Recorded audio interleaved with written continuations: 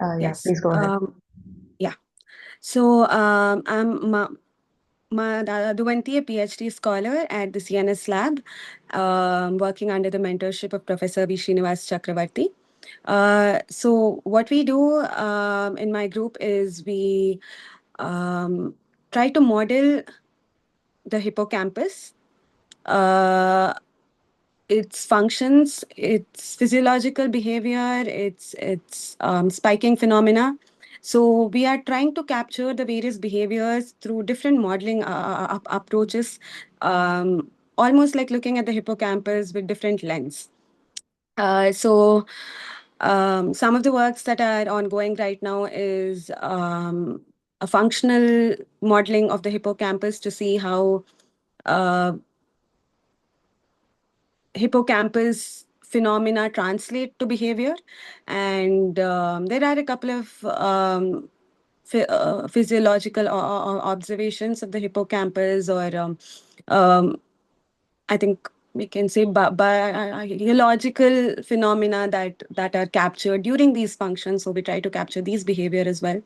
And there are these mechanisms that happen bridging these representations to functional behavior, and those are predominantly um, done using oscillations, things like theta sequences, sharp wave ripples, phase precision. And so we also have a work ongoing using the deep oscillatory neural network that you went through on day 3. So we have a couple of projects ongoing, and today we are going to be exploring one of the primary works, one of the fundamental works on exploring the spiking representations that are found in hippocampus in response to different stimuli while performing spatial navigation tasks. So this is what we will be doing in your 2.5-hour journey today. So we will look at the theory, we will walk through the model, and then we will begin with the tasks. So we'll go through each section, and at the end of each section, you can ask me questions, or you can also put questions right on the chat box, or you can even stop me and ask questions. Feel free to do so. Okay. Um, so to start with, first, let's take a walk. So it's just a thought experiment, a simple one, where I would like all of you to imagine that you're walking in a familiar surrounding. You can either do that as a thought experiment, or you can actually start walking if you're at home or at your workspace. So either of these places are very comfortable, right? Because it's very familiar. We spend most of our days in either of these two places, so it's comfortable, done without any hassle, no second thoughts. So I would like you to take a minute, either walk around or think about walking around, and share with me what are the key processes you think are happening sequentially for you to successfully navigate in your environment, and what are the key quantities that you think are required to perform these processes. Please feel free to share. There is no right and wrong answer here. You can either put it in the chat box, or switch on your mics and share.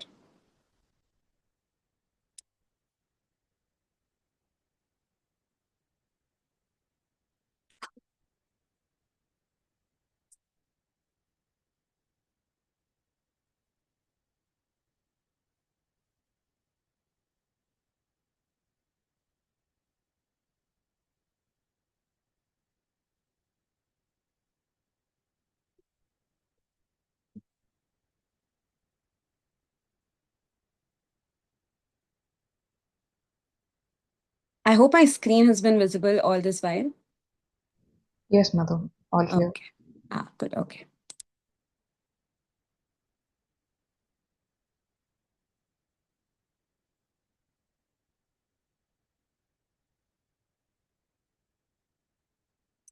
Would any of you like to share?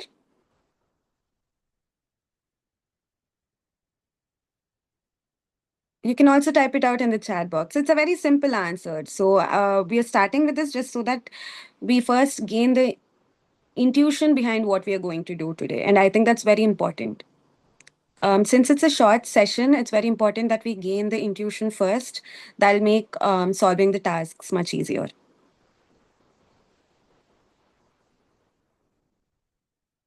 So, what do you think Well, happens? Yeah. I Yeah. think you need coordination. Okay. Yeah, like yeah, Coordination between? between my eyes and my legs, Okay. because Okay. yeah, you know how Yes. often you're still walking and you still keep bumping. You bump your toe into something. I mean, Yes. Yes. But every there day, are, even in your own house. yes. I Yes. Of Yeah, course. Yeah. But yeah, there are multiple things, or like, like multiple factors due to which this bumping can happen. yeah. Of So, course, yeah. but So, yeah, like, coordination is one thing. But what about, yeah. okay. I How think, about, okay. yeah, Yes. Please, yeah, Shubham. I Yeah. think we have to think about the coordinates, the space from where we're starting. If we're Yes. doing a mental work, we have to be aware about the coordinates of that place and our placement in that coordinates, I mean, our position on those coordinates. Yes. Then we have to have a temporal sequence, time axis in which so we make liquid in which in that spatial coordinates, our own coordinates change with respect to time. Yeah. So I have to have a time component. So Okay. then, Yes. No, but we I have am to. asking for a more intuitive answer, more simple answer, not the technicality of it, but more like what more like an overview and not a very in-depth technical answer here.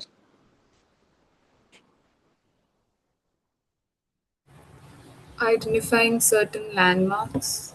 Yes, yes, yes, definitely, yes. Okay. Also, thank you all for uh, contributing because all of your answers are right, definitely. So, basically, as you all said, uh, so like one of you said coordination between eyes and limbs, and then one of you spoke about the temporal component, and one of you spoke about knowing the landmarks. So if we delineate the sequence, it's going to be first to look around, see what's around you, to recognize the environment you are in, and then to locate exactly. So the localization, where exactly am I? Like that is the question. Like, say for example, in this cartoon, you have this boy standing here, so he needs to know where he is. He's going to look around his environment and record the landmarks and the positions. Then the next key thing is to compute if the location you are in has any value at all, whether you want to be in it or not be in it, and whether your surrounding locations also have any value or not. So then the next thing is to recollect the task in hand. And sometimes the value, right, how important the surrounding locations are or where you are in can change based on what your task at hand is also. So then once you recollect the task in hand, there's going to be a recomputation of all these factors and then to formulate a state action plan. So this formulation of a state action plan basically means to, so the states here would be the locations, yeah, and the action would be to, how to move, like what is the sequence that you're going to move in. And finally, it's the execution. So, from the recognizing of the environment to the formulation of the state action plan, all of this is done by the hippocampus. So, the look, observe, and execute are being done by the cortex, while all of this is being done by the hippocampus. So, the hippocampus is a subcortical region. It's a very small region, and it's involved primarily in episodic memory and spatial navigation. So, association between landmarks, the coordinates in space, and the value of each of these coordinates or values of each of these landmarks and objects. All of that is being taken care by the hippocampus. And to an extent, there's some amount of declarative memory as well. So, to do all of this, the hippocampus has a virtual model of your physical world in which it does a virtual simulation. So, it's almost like backend processing. And To do all of this, there are two components. So, like if you break it down to the most fundamental requirements, the fundamental requirements would be spatial and temporal components. So they are both the fundamental requirements as well as the fundamental components that are being encoded in your hippocampus. Right. So when I say hippocampus, it could mean either of two things. So I will start being more specific in my definition from now on. Hippocampal formation refers to the entorhinal cortex in combination with the hippocampus proper. So the hippocampus proper is this region from the dentate gyrus, CA3, CA1, and sabiculum, while the entorhinal cortex is an interaction with the cerebral cortex. So the reason why we have these two terminologies, hippocampal formation and hippocampus proper, is because any input that goes into the hippocampus proper and out from the hippocampus proper is only via the entorhinal cortex. Hence, we have two ways of talking about the hippocampus: hippocampal formation, which includes hippocampus proper and the entorhinal cortex, and the hippocampus proper. And when it comes to spatial navigation, there is huge evidence that the entorhinal cortex plays a significant role interacting with the hippocampus to do this job. So in 1948, Tolman proposed the cognitive map theory, and supporting that in 1978, O'Keefe and Nadel also proposed the hippocampus to have a cognitive map. So what is this cognitive map? It is nothing but a virtual model, a mental schema, a map of your physical environment. It basically is used to know possible locations. It is used to do things like route planning and goal-based navigation. And this cognitive map, it has three. So based on the studies that are there, we can say that there are three parts to it. So one is the metric landscape. Then you have the object landscape, and then you have a value landscape. So the metric landscape, it records the coordinates in space, and this is where the allocentric representation comes up. So when you view the world, right? So when you view the world, we are viewing it from an egocentric perspective, and that means that all the images, or all the visual or any other sensory input that we are getting is with respect to our center of mass. So it's relative to our center of mass. But the cognitive map in the hippocampus is actually containing allocentric representations, which means that they are in that their locations are with respect to each other, with respect to the spatial relationship. So there is a central or origin point based on the spatial relationships of the objects, or based on the spatial relationships of important coordinates in the world. And why this is important is because this is exactly why the hippocampus is equipped to perform virtual simulation. For example, say you are at your home and you're planning to go to the central railway station at the city you're at, and there are some constructions or there's some event happening, and now you need to figure out a different route for you to travel in. So it's not necessary that you need to physically traverse each route and figure out. You're able to sit, just close your eyes or keep your eyes open also, and you're able to think that, okay, so I'm going to take this route and go here, and take that route and go here, and I think this will be faster. And that is because we have the allocentric representation in our brain. Because if this was in an egocentric representation, it would be very hard to understand the true spatial relationships between the coordinates of your world. The second thing about this cognitive map is that it's both dynamic and it's generalizable. I'll be coming to why it's generalizable in some time. And it's dynamic because the cognitive map is not stagnant, it's not static. So when there are changes, significant changes in your environment, so once again, here's where the value landscape comes, because when you say significant, it's only changes that matter, and why they matter can be due to it can be due to a plethora of factors, which is why the hippocampus, when it comes to value landscape, it's actually in interaction with many other systems as well, including the striatum and the prefrontal cortex, the limbic system. So this value decides whether or not we want to change what is in the cognitive map. It decides whether or not we want to encode what is happening in our physical world. So, which is why it's dynamic, because it it helps us perform very robust navigation, and it helps us quickly adapt to um, changing contingencies, changing environments.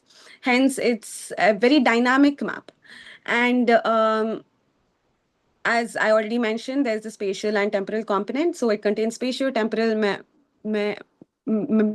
So it encodes the where and the when. And the cognitive map is also able to store the possible, like it's able to store how often perhaps an object may be found in a particular location, or when it was last found, and details like that. And the next thing is where, so like one of the participants mentioned the coordination. So it's sort of similar to the multi-sensory integration that needs to happen. It's not exactly coordination between arms and the visual input, but rather all of the all of the different sensory inputs can be integrated together, and there's a coordination, right, to make sure that the temporal components match when we are integrating the sensory inputs to produce key quantities that are required for us to move around in the world. Okay. So here I was talking about the cognitive map. So we spoke about this map and how it helps us with function. And but how does the hippocampus, so when I say hippocampus now, I mean the hippocampal formation. So how does the hippocampus actually store such humongous amounts of information? And that is via these representations called the spatial cells. And each of these cells are responding to particular stimuli. They are responding to particular information cues that the brain requires to send signals for us to move around. So some of these cells are place cells, grid cells, border cells, time cells, boundary vector cells, speed cells, view cells, and head direction cells, and object cells. And there's a number of cells within that category itself. We won't be having time to go through all of the cells today during the project, but we will be trying to detect place cells, grid cells, border cells, and object cells. In object cells, we're only looking at the first one. So most of the cells, what they respond to is defined by their name. For example, speed cells will be encoding the speed at which the agent is moving. The head direction cells will encode the angle of the person or the animal that is moving, and the object sensitive cell will fire in response to the introduction of a new object, or say if there are some objects found far away, and object vector cells will fire in response to a particular direction of viewing the object and the distance that the agent is standing from the object. And object trace, while we're not looking at object trace is a very beautiful cell. It's very interesting because, so say you're facing your laptop, right? So which means an object cell. So an object cell fires in response to the agent being very close to the object. So now you must all be sitting in front of your laptops, and you're going to have an object cell that is active in response to your laptop. Say now you turn away and then you walk a little forward. For some time, you will have cells that are firing in your lateral entorhinal cortex, which is part of the hippocampal formation, which is firing in response to that laptop, though you're unable to view it anymore. You don't have a single sensory input coming in for the laptop right now, right? Because you're not touching it, you're not hearing it, you're not seeing it, you're not smelling it. So there are still a group of cells that are going to be firing in response to the laptop, and that's the object trace cell, which behaves like memory. So for example, say you saw that, you went forward, but now you know when moving back to stop within a particular distance, because you know there's a laptop and you're going to trip over it. So that is due to the object trace cells, which is why these cells are very beautiful. They're very interesting because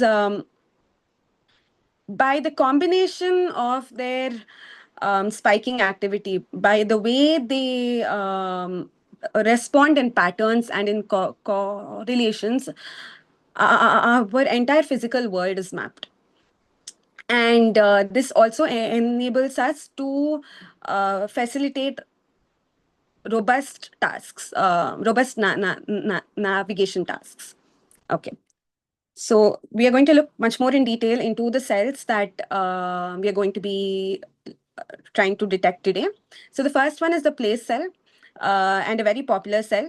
So these cells are, they respond to a particular location that the agent is in. So it basically says where you are at a particular moment. And the place cell forms a part of the metric landscape. So I spoke about the 3 different landscapes that we can say there are in the cognitive map. In that, the place cells belong to the metric landscape. These neurons are located primarily in hippocampal CA1 and CA3 regions, as seen here, right?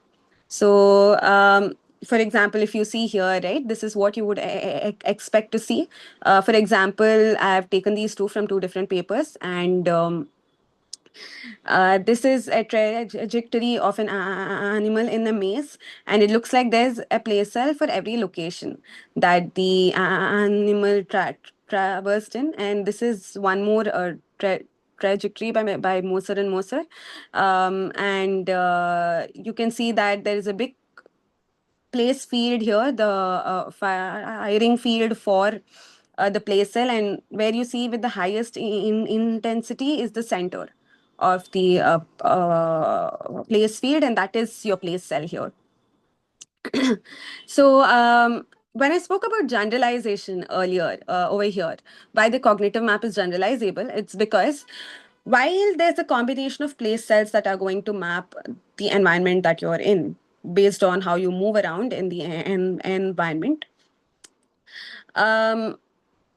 if you change your environment, the same place cells are just going to fire in a different combination with respect to the trajectory you move in there, which is why it makes the cognitive map generalizable, because this means that you don't have copies of cognitive maps. Rather, the same cognitive map is able to remap. Once again, making this a very efficient process, less memory intensive process, but by remapping and so multiple cells will have to remap, of course, not just the place cells, but this remapping behavior lets the cognitive map be generalizable and abstract. So these place cells are useful in goal-directed behavior, since these place cells can tell you where they are, and can also fire for where you want to go. For example, when you do virtual simulations. So these virtual simulations that are happening can be online or offline. So when you sit and you consciously think that is online, when it's offline, it's because we don't really know when it's happening, because it happens in a very high time scale. Sorry, it happens in a very short time scale, in very high frequencies. And that helps us with quickly navigating. For example, say you have a child at home, and this child is between 1 and 2, ages 1 and 2, which means there are going to be lots of toys everywhere on the floor in the house. So you already have a mental map of your home. So you know what is where, you know the landmarks, which is, so we call them anchor points. And these anchor points are those that are permanent, they're not going to move around. And then, so you know what is where generally. So when you move around, there are going to be these quick simulations that are done, as in when you get the visual input saying that, okay, there's an object here. So now I need to move around. So you know where to move because of this mental map. So that is actually what happens here as well. So there is an input that's coming from the entorhinal cortex, and here is where so your CA1, CA3 will have the cognitive map. Your entorhinal cortex is a part of the cognitive map. So they all come together with the current sensory input to use the mental map, to use the current sensory input, and to, so the current sensory input is basically used to correct the actions. So we refer to the mental map, and then the current sensory input will correct the actions in case the routes need to be changed. So that's about the place cells. And then we go to the grid cells. And these grid cells are found in the medial entorhinal cortex. So the entorhinal cortex has 6 layers, and they can be divided into medial entorhinal cortex and lateral entorhinal cortex. So the grid cells are found in the medial entorhinal cortex. And in fact, they're the primary metric landscape of the cognitive map. So they are found to fire in hexagonal patterns, and they're repeating structures. And it's because of them being repeating structures that they actually form the fundamental layer of this cognitive map. They tile the entire environment, thus representing the whole environment. The reason why we call this the primary metric landscape is because while you have place cells which define where you are, right, that's very localized, but that information is not meaningful if you don't have, like if you don't know where you're localized with respect to where you are, right? So the grid cells are what that provides that. The grid cells tell you where you are in space, and your place cells are going to then tell you in that space where exactly you are right now. So the grid cells project to the hippocampus cells, to the place cells in the hippocampus. And it's actually both with grid cells, and there's something else called border cells we'll be looking at. So both of them integrate together, and then they're processed together to get your place cells. For example, this is one image that you can look at. So here, the first image shows a grid cell. You can see the hexagonal pattern. This is what we're going to be looking for. So for example, for place cells, you're going to be looking for these kind of patterns. And for grid cells, you're going to be looking at these kind of patterns. So once again, this is a very random trajectory that's been taken. So the reason why in experimental studies they've had to take such random and dense trajectories, because these representations are encoded in the brain only after the brain has seen those stimuli or has perceived those stimuli multiple times. It takes that much time to make these representations stable. And for that, you can think of how when we are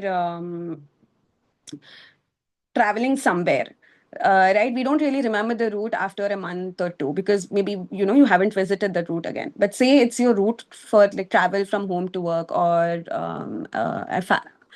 someone from family, your friends, like places where you visit more often, those routes we remember well. So that is because the representations for those routes become much more stable, for those places become much more stable. So one more important thing that happens in the grid cells is multisensory integration with self-motion. So self-motion cues basically refers to proprioceptive clues, proprioception. Knowing where you are based on the velocity in which you're moving. So that is a process called path integration, and we'll be looking at that as well in the model. So grid cells, so that's useful in route planning, computational efficiency of spatial and encoding, which basically refers to the remapping. And it's able to create a coordinate system with multiple grid scales for like representing space. And why multiple grid scales is because over time we are exposed to different kind of environments and different kinds of tasks. So based on that, there'll be the grid cells can vary. Okay. So next, we look at the border cells. And if you see in this illustration, you see that there are cells that are firing in response to the border of the environment of the rat when the rat is close to the border. So that is basically the border cell.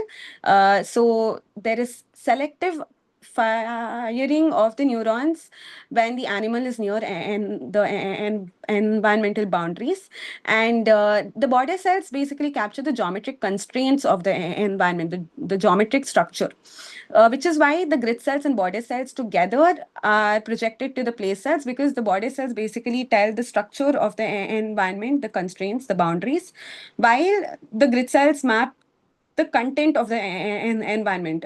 In the sense, it maps what is within here. So the border cells basically give you this, and the grid cells will give you this. So we'll be looking for these kind of representations for the border cells. And these border cells can also respond to physical boundaries. Say if there are temporary boundaries within the environment, it will also respond to that. Right. Okay.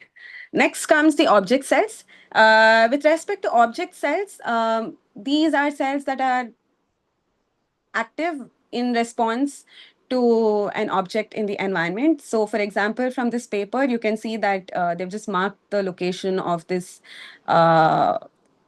divider here, and you see that there's an object cell in response to the object that's here. So it's not at the object, right? It's near the object. So the cell will fire when it's very close to the object, and when there is no object, there was no firing for the same. So the object cells can fire for both anchor objects and landmarks, or to dynamic objects as well. So when it comes to anchor objects, the representations would be much more stable because they always find those objects in the same location. While for dynamic objects, it would depend on how often they find it in that location. So this is how it also, we also get information on how often the object might be found in a particular location or not. So when we say object cells here, you will have, so someone asked a question yesterday, so I would like to mention that once again here. So when we say that these cells are firing in response to the object, in this case, when it's firing in the lateral entorhinal cortex, it is firing in response to the spatial component of the object. It's firing in response to the location. But in your visual cortex, there will be neurons that are responding to the same object, which will define how the object looks like. So there are going to be multiple regions where where there are neurons that are firing in response to the objects, encoding different features. But here it's going to be the spatial and the temporal component. So along with the metric landscape, the object landscape, which is defined by the different object cells within the category, is useful in goal directed behavior once again, because it will mark the behaviorally relevant locations, and it will work synergistically with place, grid, and border cells to create multimodal spatial representations. So here by object place place associations, that is what I meant. It is tying up the metric landscape with the object landscape and the value landscape. So there is an interaction between the three. There is some binding happening there. So we call that the object location binding. And it also gives a lot of context to the navigation task that might be happening. So we're done with the theory part now. And if you have any questions, you can ask me, or we can move to the model next.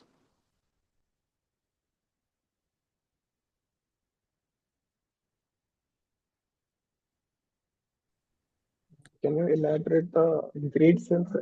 I mean, I didn't understand the overview of grid cells. Okay. So when I spoke about the place cell, so I spoke about the metric landscape, right? So the metric landscape gives the coordinate system of your physical world in your brain. So it um, basically encodes the environment in your hippocampus. So the place cells are not sufficient to do this because the place cells are localized information, which means it's just giving me where I am at this moment. But to give where you are at this moment, you need a coordinate. And that coordinate comes from the coordinate system, which is encoded by the grid cells. So the grid cells are basically giving the coordinate system, while the place cell only gives the current location. So the grid cells will so you take an environment and you detect all the grid cells that are there. Say if you put them all together, it will show that it's encoding the entire environment. It'll be a map of the entire environment, which is what I mean here by tiling. So it represents the environment completely. Which is why they're in hexagonal patterns, and this is a very important thing, because if they're in hexagonal patterns is only when they can overlap with each other when you're putting them together. So like one grid cell field will overlap with one more. So think of it as taking multiple bits of paper that you have cut, except that there are not defined edges. So you can actually put them together in a way that none of them are none of the points are missing. Do any of you work with genes and gene assembly and things like that? So there we have these overlapping sequences, right? So it's something like that if you think about it. That we don't miss out on any part of the information, which is why they are active in a hexagonal pattern. Is that clear? Yeah, I think multiple place cells are connected with the grid system and grid cells. So that Or rather, create. yeah, you are right in a way, but the interaction is primarily in the opposite direction, as you can see here, right? So it's the multiple grid cells from which you get that single place cell. Because that is your coordinate system. So if you think about it, say when you're plotting. Yeah. I mean, so grid cell and step and place cell is interpreted with respect to the grids. I mean, many grid cells connect to the single place cell, so that we understand.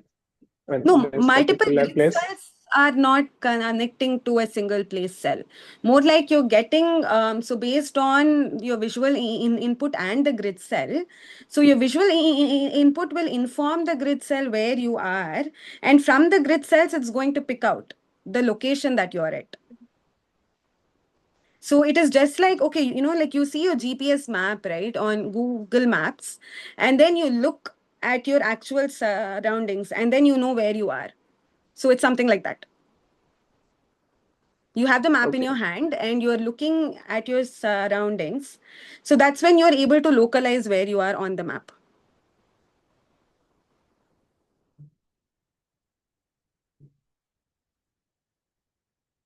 Is that more clear? Yes, I think it's quite clear. Yeah, thank you. Okay, yeah. Yes. Okay. So if there are, do you have any questions? If not, I will move. Or you can even ask later, no problem. So you can think about it and ask. So now where I'm going to move to is so from the past 4 days, the one thing that I think has been a common theme is how at our lab, the way we approach brain models is that we believe that when we keep things minimal, so even from the simplest of models, we can capture very complex brain phenomena, which is what we are doing here as well. So my senior had created a model, a computational model to capture these spiking phenomena that are happening at the entorhinal cortex and the hippocampus proper. So it's a simple comprehensive model, and the inputs to the model are visual inputs and the self motion, so the velocity, and they are mapped to key navigation quantities. And what is very interesting is that in the process of this mapping happening, so once the mapping is done and then we go to see what is happening in the hidden layers, we see that hippocampal spatial cell behavior was emergent as a consequence of the mapping. And this is this is because one second, yeah.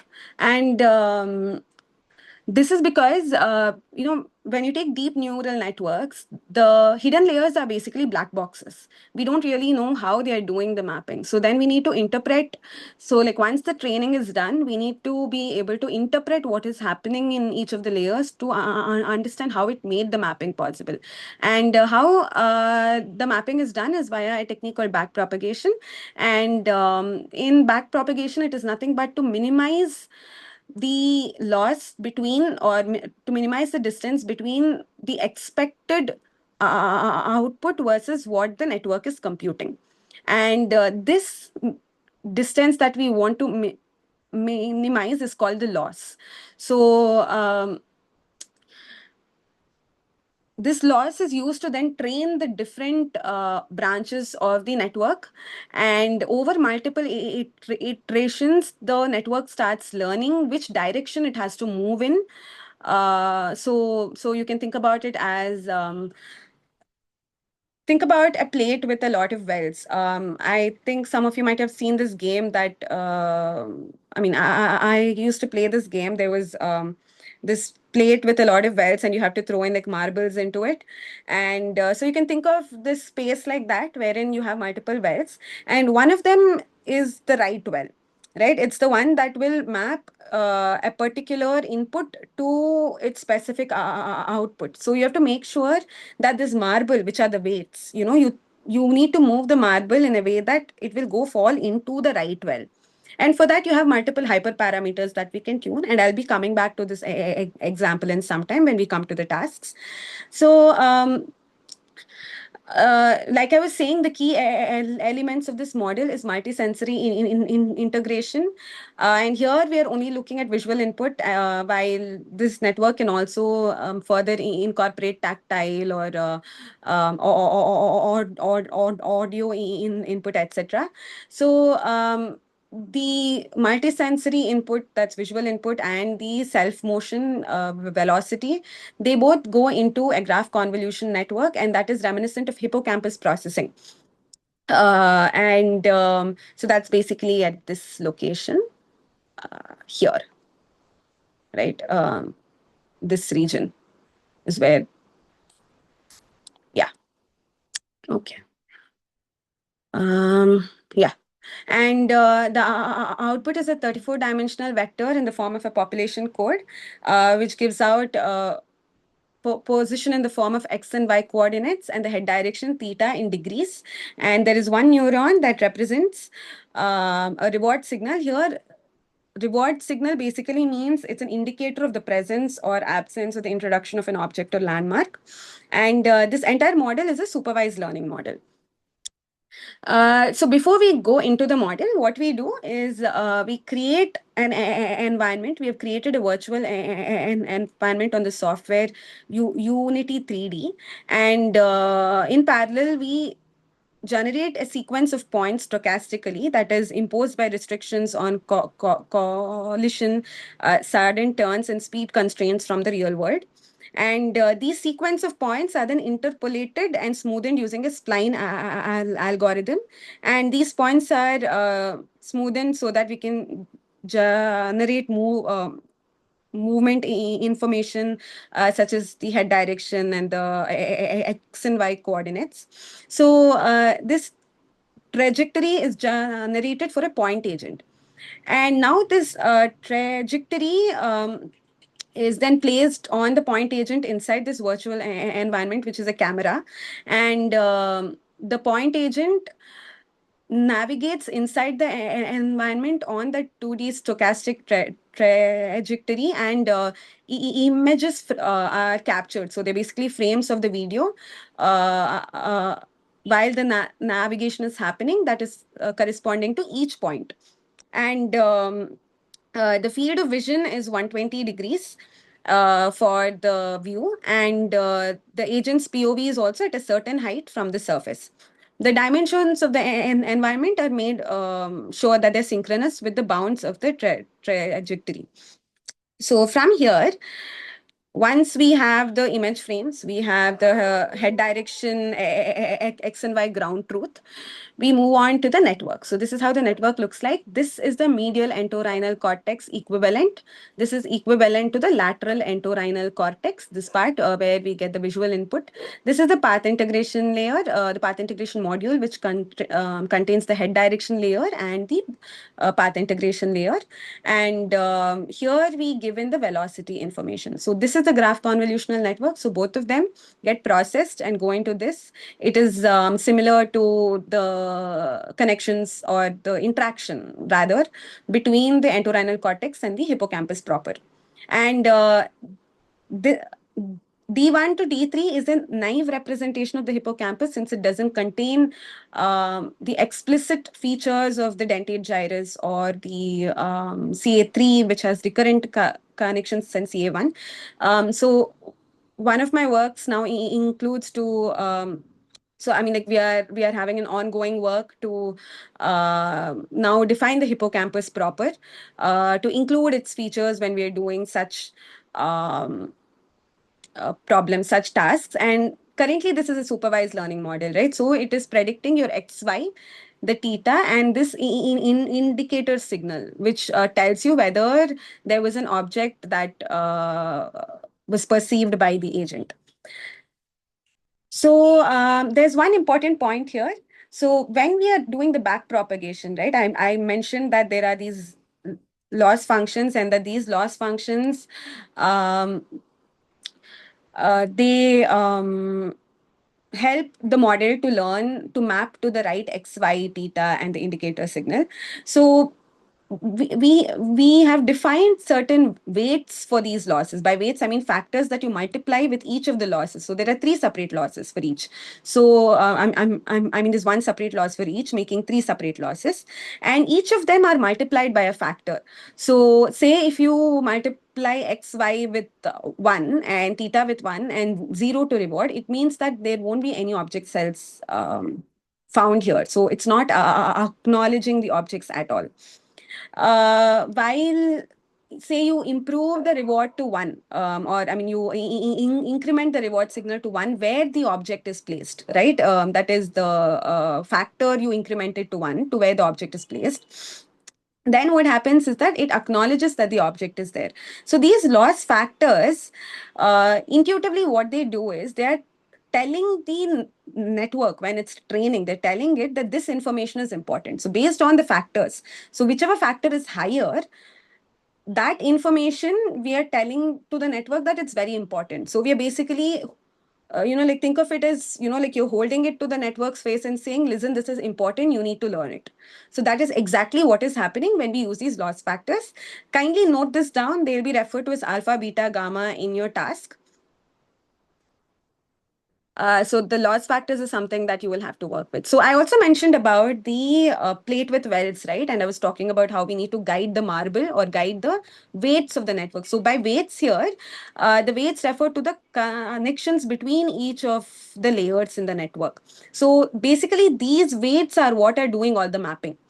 So here, think about the marble as the weights and the plate as the entire space of weight values that they can take. So they need to learn to take the right weight values such that they are able to map this function, that they're able to map from the input to the output in the right manner. So the marble is then going to be nudged into the right well. So to do this nudging, you can either try to nudge the marble with a lot of force such that it moves there very quickly, or you can do it very slowly, right? So this quantity is equivalent to something called the learning rate in your model. Kindly note this down as well. There's something called the learning rate which you'll be tuning. So if the learning rate is too high, that means you're putting so much force, there's a high possibility that the marble falls into the wrong hole, into the wrong well. And these wells are, in technical terms, we call it the local minima or global minima. So global minima is what we want. Right, for a particular input, we want it to fall. We want the weights for that particular input to fall into the global minima and not into the local minima. But say if you use too little force, it might again fall into a local minima because it's just moved a certain distance and it encountered one of the wells and it just falls in. Right, so you need to have to find the optimal learning rate such that it's not too high, because if it's too high, it can skip the well, and if it's too low, it can take too long to converge or also fall into the wrong well. So we have gone through some of the hyperparameters, which is the loss factors and the learning rates, which we will need to tune. Okay. So then coming to the next part of the model.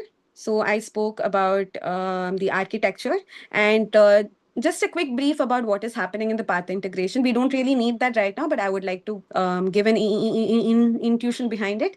So the path integration module contains two layers: head direction layer, the path integration layer. So the head direction layer has 100 neurons with each having a preferred direction spanning 360 degrees. So V here is the velocity of the animal in the 2D plane. U is the 2D unit vector. I is the preferred direction of the ith head direction neuron. And this is then passed on to the path integration layer, wherein there is frequency modulation of the head direction response and a low pass filtering to eliminate time dependent high frequency oscillations, and that gives the path integration output, which is then passed on to the graph convolution layer. So why are we doing these steps is to achieve purely spatial responses, because see, when you're passing in velocities, it also has the temporal component, but in this particular task, in this particular model, we are only trying to capture purely spatial representations.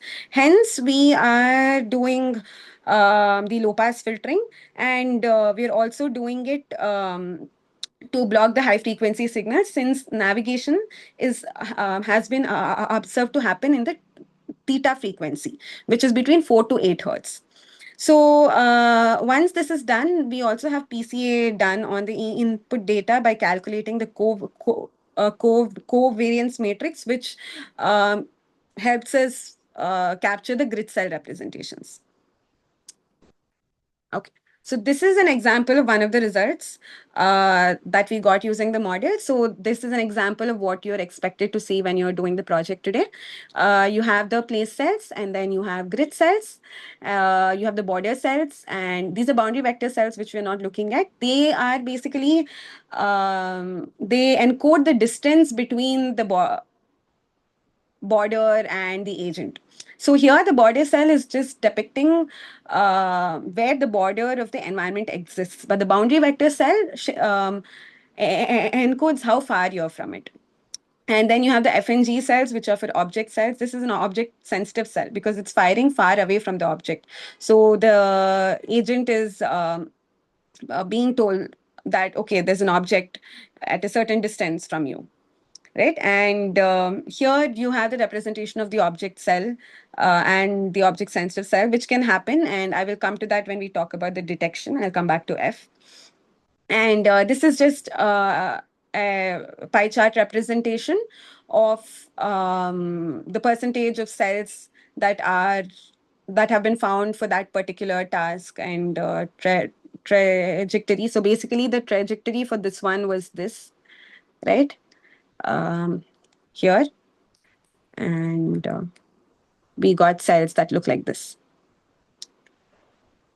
So if you have any doubts with respect to the model, you can ask me now, or we can even go through it when so I'll be giving a demo of the project first before so I'm going to split you all into breakout rooms. So I mean, like, split you all into groups where, so I'll be sharing links of the interface where you can execute your project. So since this is still ongoing in terms of publication, I will not be able to share the code with you, which is why I have prepared a front end. So the code is running at the back end. Whatever you can do if you have the code with you is exactly what is happening in the front end. So I'm just not able to share the code, but you will be able to do everything with the model the way you would do if you have the code. So the thing is, we'll be able to have 3 servers for the first task and 3 servers for the second task.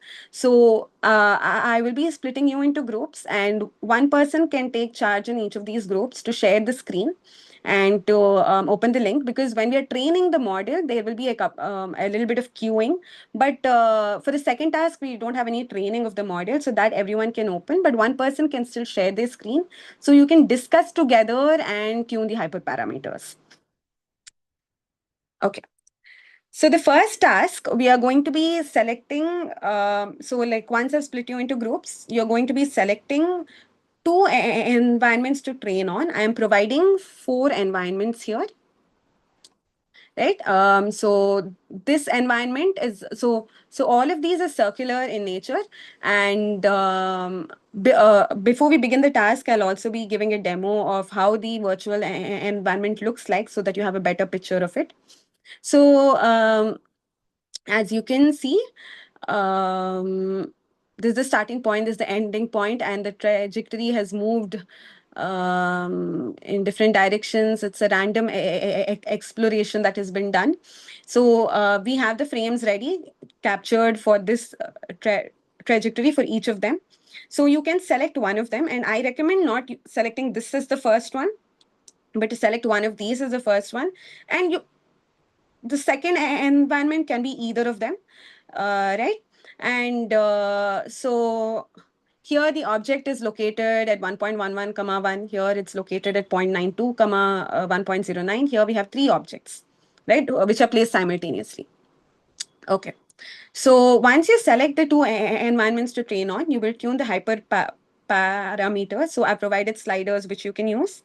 So there we have the learning rate, the loss factors, the number of neurons. So the number of neurons are the same for all the dense layers, D1 to D3. And for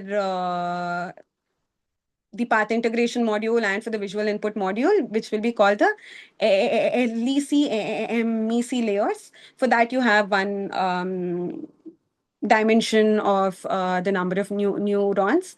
So you also need to note down which ones you're using, right? And then you train the model with the first environment, and then you need to save the weights and activations. Please remember to save the weights and activations. One of the groups did not yesterday, so they could not perform the second task because of time constraint.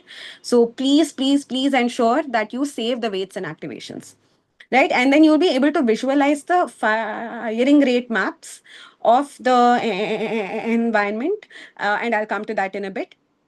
So once you've saved the weights and activations, you reload these saved weights, and then without changing any of the hyperparameters, you're going to retrain the model.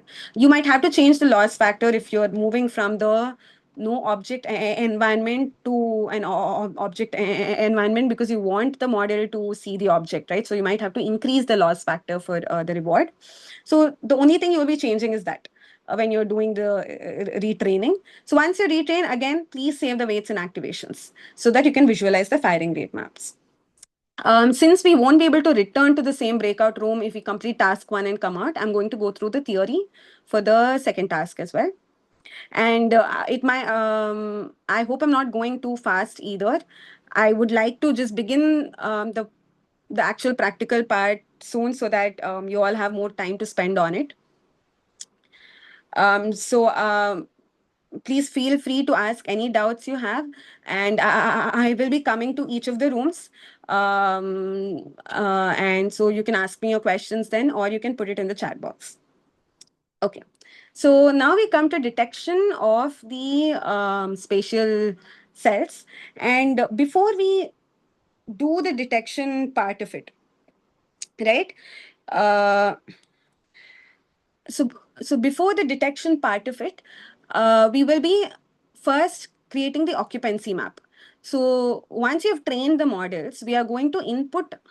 So I mentioned that we need to save the weights and activations, right? So from the activations, we'll be inputting the activations into the interface. And what this is going to do is first create an occupancy map. So the occupancy map divides the environment into spatial bins. It gives the information of probability of the positions being visited, or rather how long the animal stays in a defined spatial bin, in a defined spatial region. And then we also convert. So these activations are nothing but spiking data. I mean, they're equivalent to spiking data. So we convert them into firing rate maps so that they're more biologically realistic, as well as we are trying to make sure that we are only considering true responses. So the threshold value we are setting to be 1.5 standard deviations higher than the mean firing rate. The mean firing rate refers to the mean activation of that layer. And then we perform Gaussian smoothing on it, once again to produce biologically realistic fields, firing fields. And before we do the Gaussian smoothing, we also normalize the firing rate maps by the occupancy map, because this removes the trajectory bias if there might be any. Right. So before we go into any cell detection, this is what will be happening. First, the occupancy map to the firing rate maps and the Gaussian smoothing. Now, those values are taken and we'll be using them to detect each of these cells. So with respect to place cells, how do we say that certain cells, certain neurons are behaving like place cells? So what we want place cells to be is to have high spatial information, which means it contains a lot of information about that stimulus, the position. And why we want high spatial information is because it reduces the uncertainty that it is indeed firing for that particular position, for that particular input, for that particular stimulus.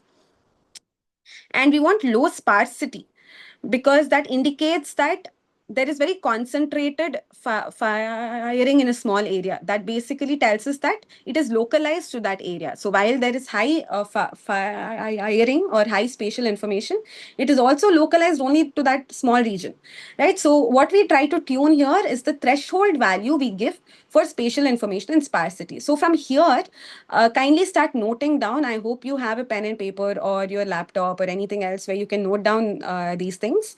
So please note that your spatial information threshold needs to, or you want high spatial information and you want low sparsity.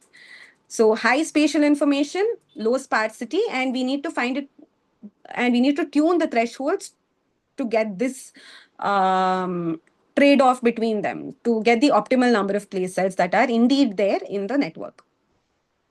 Okay. Then we come to grid cells. So with respect to grid cells, what we expect to see is the hexagonal repeated patterns, right? The repeated structure. So what we do here with respect to grid cells is that we shuffle the spike trains randomly such that the spatial coherence is destroyed. So we've already computed the firing rate map, right? So we keep that on the side.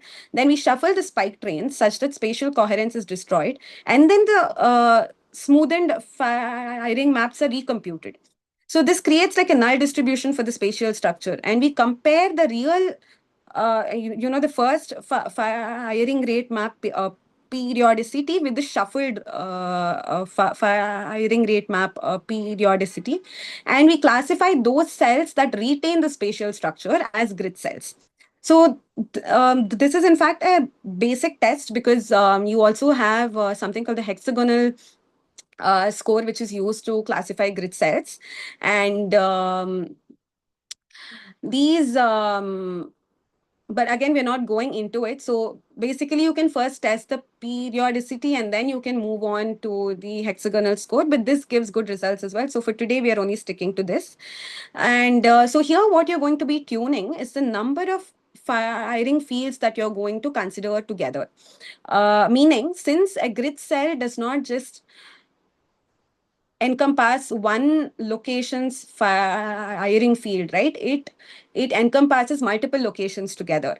So we want to classify them as grid cells if they're greater. I mean, if the number of firing fields in that map is greater than a particular value. So it is this value that we are going to be tuning to get the optimal number of grid cells. So kindly note that down. It's the number of firing fields that you'll be tuning, because it's only then can you get the hexagonal pattern. Next, we go to the border cells. So as I mentioned before, we want the border cells to be those that are firing close to the walls or boundaries, indicating that it's the constraint, the geometric constraint of the environment. So we first I isolate the firing fields to focus on the boundary, and we detect the connected firing regions so that we are able to cover the border. We also calculate the wall contact strength. So how truly is it close to the wall, that particular neuron. And then the centroid distance from the wall is measured, because we don't want it to be close. So we don't want that cell to be I think somewhere in the middle of the environment. We want it to be close to the wall. And here what we want is a high coverage score with low spatial information. So please note, you will be tuning the parameters for a high coverage score. So you'll be having a threshold for that, and for low spatial information. So basically, we are going to be looking at neurons that are lesser than the threshold, not more than the threshold, but lesser. So here's the thing, a very interesting thing again, please note. In place cells, we're looking for high spatial information. So we're going to look at neurons that are firing, that have higher spatial information than the threshold we give. While here, we're going to look at cells that have lower spatial information than the threshold we give for spatial information. And we look at neurons that have higher coverage score than the threshold we're giving. So here we are going to look at higher coverage score and lesser spatial information. I hope it's clear till here. I'll move on to object cell next. So in object cell, we want to see cells that are firing near the object. And while the firing rate map was normalized by the occupancy map for place cells, grid cells, and border cells, here we are going to be normalizing it by maximum firing to ensure that it is indeed active for the object. And so what we first do is that we define the object zone, which is the region of interest using spatial bin boundaries, which we get from the occupancy map. And we then calculate the Z score threshold for the cell in that particular object zone. So the Z score will tell whether a neuron is firing near an object is statistically valid as compared to its baseline activity, to make sure that this response that we are seeing is not just randomly high, but it's truly because it's responding to the agent being near the object. This is because some neurons, you will find when you run the code, they tend to be active for most of the locations as well. So that means that we need to use a Z score threshold, that we need a Z score beyond the threshold that we are going to give. So that is what we're going to tune, the Z score threshold. And we want the Z score to be higher than the threshold. And that would mean that it's statistically valid. So back to active tasking here. The task, and so the second task, we are so the weights that we saved, right, that we are going to load into the task 2 interface, and we will tune these thresholds, and then we will visualize the desired cells. So we can vary the hyperparameters. Here by hyperparameters I mean the thresholds, to observe how the neurons are mapping, and then we save the firing rate maps and note down the detected indices. So like what you can do is have a Word document open and just save the firing rate maps, just copy paste them, so that when we load the weights of the second environment and we repeat the steps, here we can now look at the remapping. So the reason why we retrain and not reset and train is so that we can observe the remapping that happens in response to the changes that were found in the environment. While you will not find remapping of the border cells mostly, because the border is the same here for the environment, but you would find changes in place cells, in grid cells, and in the object cells, of course. So you can have a Word document open and you can copy paste. You can even note down the threshold so that you can make sure that you can correlate the threshold with the firing rate maps that you get of all the different cells. Okay. So these are the references. I will be sharing a list of resources. I will be compiling them and sharing it on the group today for both yesterday's and today's session. So it's the same session, but I hadn't shared it yesterday since we have a session today. So I'll be sharing that by today evening on the group. So that's for those of you who would like to go through more of this information. I will now stop sharing my screen and I'm going to show you how the interface will look like for both the tasks you're going to do. And before that, I will be showing you the Unity environment.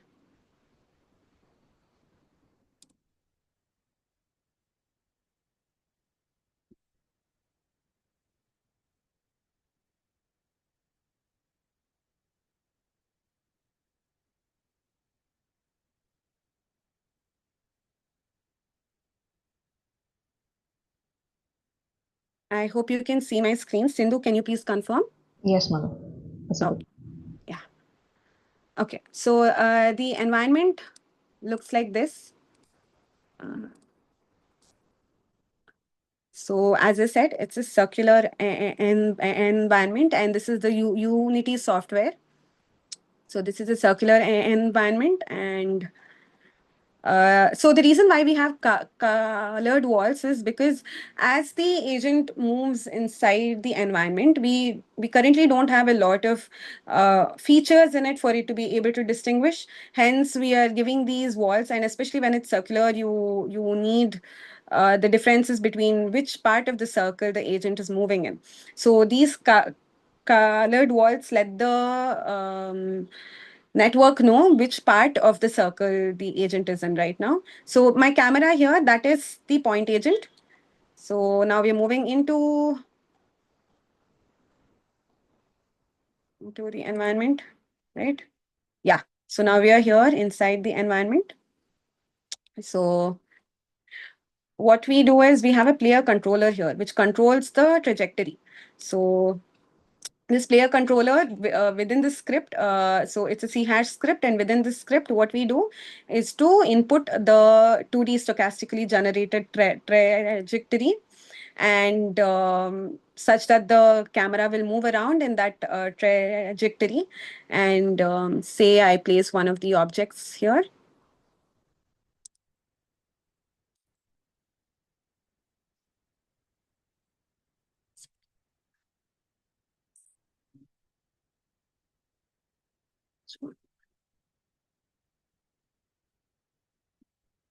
Yeah. So I placed an object here. And as the agent navigates, so we also have a screenshot script which will now capture the frames. So this is for 8,000 steps. And what we do is so on Unity, you have all these components that you can add to your point agent or to like whichever agent that you're using. So here my agent is the camera. So you can select the player controller, the screenshot, whichever script you're going to add to it.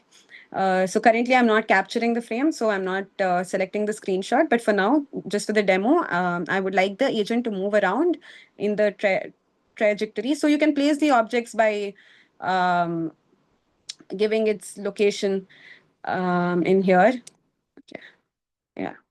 So you can give its location, the scale, and all of that. So Unity is very flexible that way. So then you go to the main camera and I select play. So it's going to reload all the assets. And as you see here, so this is how it will be moving around. And these are the number of steps on the side you can see. And these frames that you're seeing here will be captured. So it's very fast movement here. So this is how it look like. I hope this is clear. So these are the frames that you'll be using for the interface. Okay. Do you have any doubts with respect to the 3D environment and the 2D trajectory.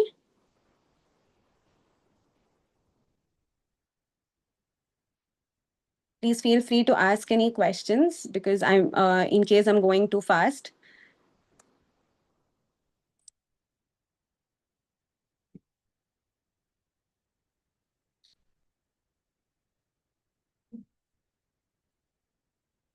You can ask in the chat box or you can switch on your mics and ask as well. Meanwhile, I will now show the interface.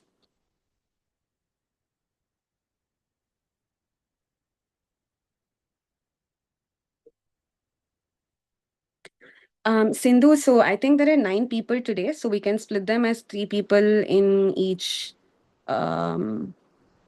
group, in each room. Why not we just keep 2 breakout rooms?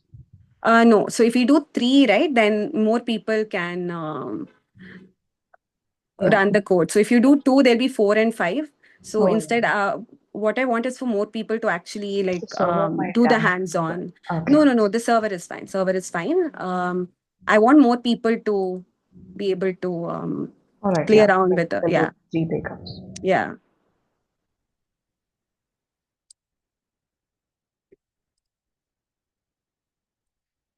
I'm just opening both tasks so I can do the demo for both.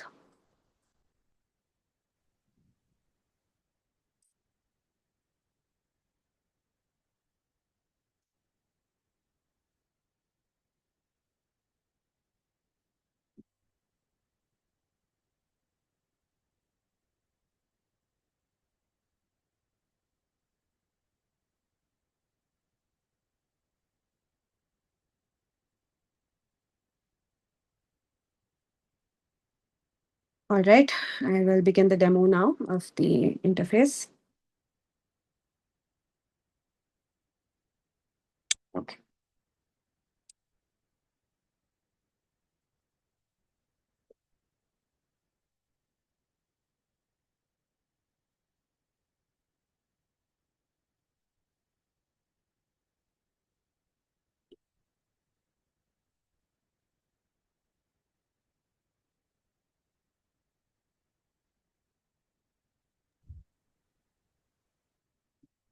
Second, I'm unable to see.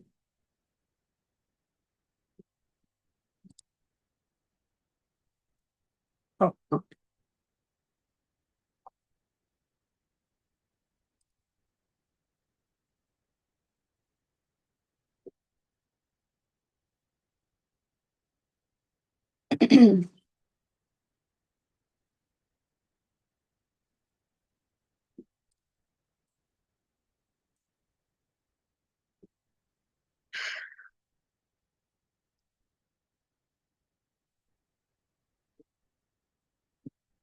Okay, I hope you all can see my screen. Yes. Okay, so this is the interface for the first task.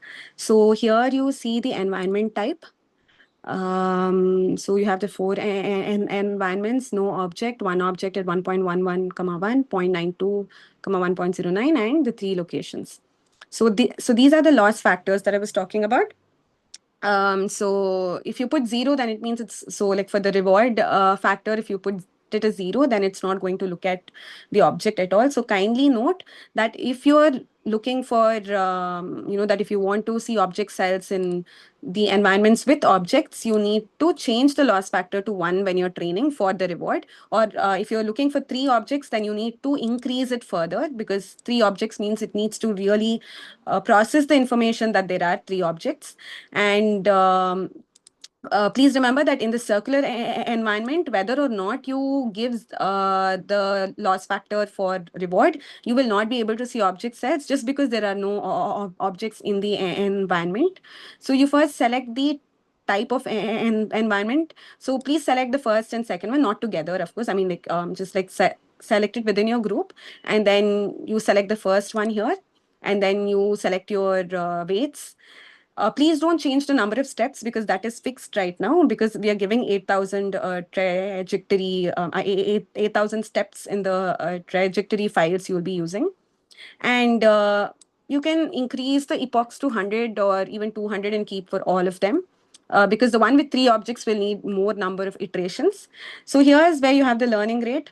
So generally 0.001 has been found to be optimal. So for this task, you don't have to focus on the learning rate. And because the main focus of this is going to be task 2. So in task 1, the learning rate is already optimal. You can keep batch size 128 or even 32 works, 64 works. So batch size refers to how many of these samples of the trajectory are you going to process together in the network. So it's more of a deep learning technical thing, because when you have batches, it'll make sure that and then when you shuffle those batches, it'll make sure that the network sees most of the samples from time to time, so that it does not forget some sample that it saw in the starting of the training and say, it doesn't see it for some time. The weights can forget that. Hence, you have a batch size. And the early stopping criterion is a threshold for the training and the validation loss. So you'll have 2 types of losses here, the training loss and the validation loss. The training loss refers to the actual loss, and the validation loss is where we test if the network, like we test the network that's training on some samples of the trajectory that it has not seen so far. And if it performs well in that, which means the loss has to be low. So please remember that if it is if it is trained well, then the loss value has to come down. It has to come down very well. And in this case, generally 0.01 is a threshold that works, but for the environment with more objects, you can keep 0.005 or 0.001 as well. It might take a little longer to train, however. And with the early stopping criterion, we'll make sure that we don't keep training the network after it is actually like converged to that, to the global minima well I was talking about, so that we don't just continue to train beyond that, saving time. And so even if you keep epochs as 100, but say if the loss values reach the early stopping criterion, it will stop training, and you'll be able to download the weights and activations. I hope the early stopping criterion is clear. I will show a demo of the whole thing. So you can then change. So as I was saying, the dense layer units refer to the D1, D2, D3 layer, and the LEC, MEC units refers to the path integration module and the visual input module. So the number of units, please note this down. You cannot change this during task 2. You have to again input the same values. So now I'm not going to upload pre-trained weights since this is my first environment. And so now I'm going to, I've selected the environment. And okay, I'll just put 1 since it will not matter much here. So 1 and train model. So you can see that the model is being initialized. It will take a few seconds.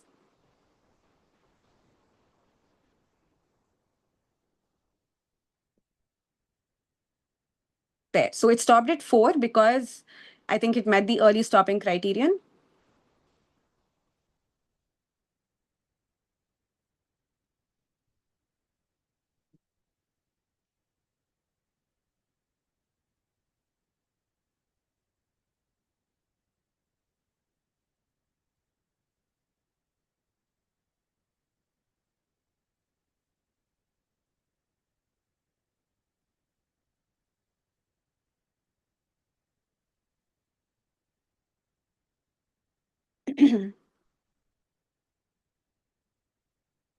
Yes. So as you can see here, so what I was talking about, the training loss, right? So you see that the training loss has come down well, and it's gone below the threshold. The early stopping criterion I mentioned, we had given 0.01 as the threshold. It's gone below that. It's come to 0.009. Similarly, the validation loss has come to 0.007. So the validation loss basically sees how well the network is performing on samples that it hasn't seen before, which is very important when it comes to a supervised learning model, because that shows that the model is not just training specifically to what it is seeing, but it's truly learning the responses. Because if it's only mapping to specifically what it is seeing, the hidden layer activations will not contain the information. It will not contain the true representations. Hence, it's important the validation loss comes down as well.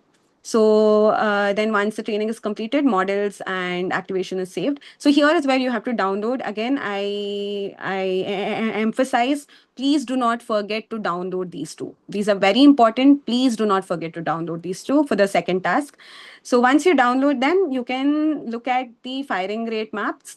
So you see that the trajectory that I showed earlier has been mapped here. So the firing rate maps are nothing but the spiking activity, right, that I was saying. So the spiking activity of the activations that have crossed 1.5 standard deviation beyond the mean firing rate.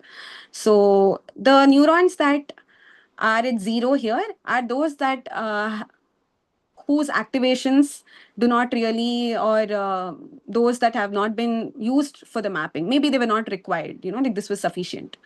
So you can also tune this further if you want to see how changing any of these parameters will change the training. So then you can look at all layers.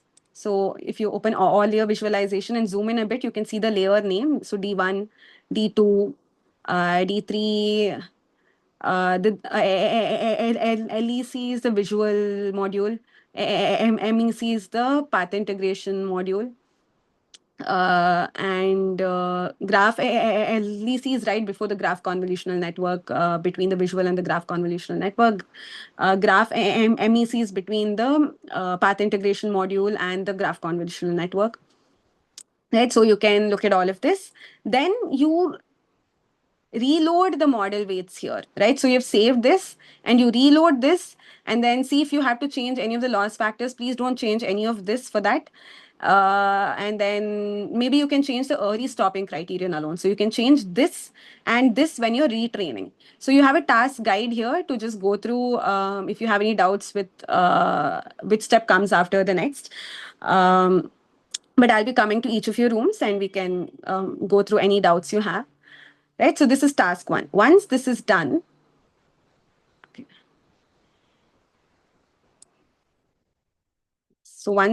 we move on to task 2. Here we have the spatial detection and visualization.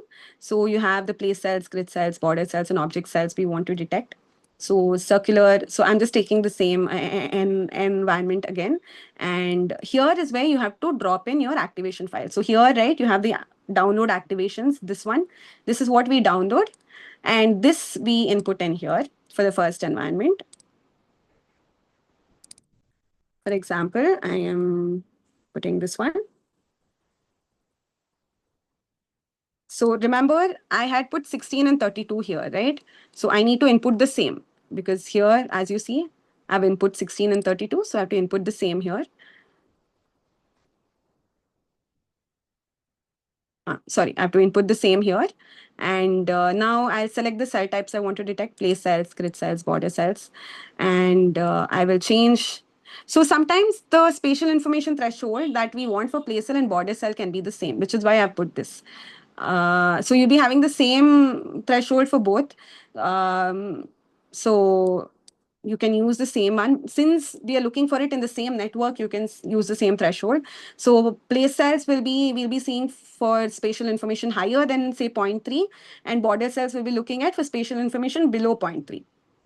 Say I give 0.1 here, right? This is for place cell, like I mentioned. So we want to look at cells that have sparsity less than 0.1.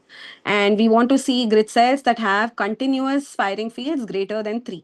And Z-score, we want to see object cells that have a Z-score above the Z-score threshold. Here I'm giving 10. And for border cells, we want the coverage score threshold to be, say, higher than 0.5.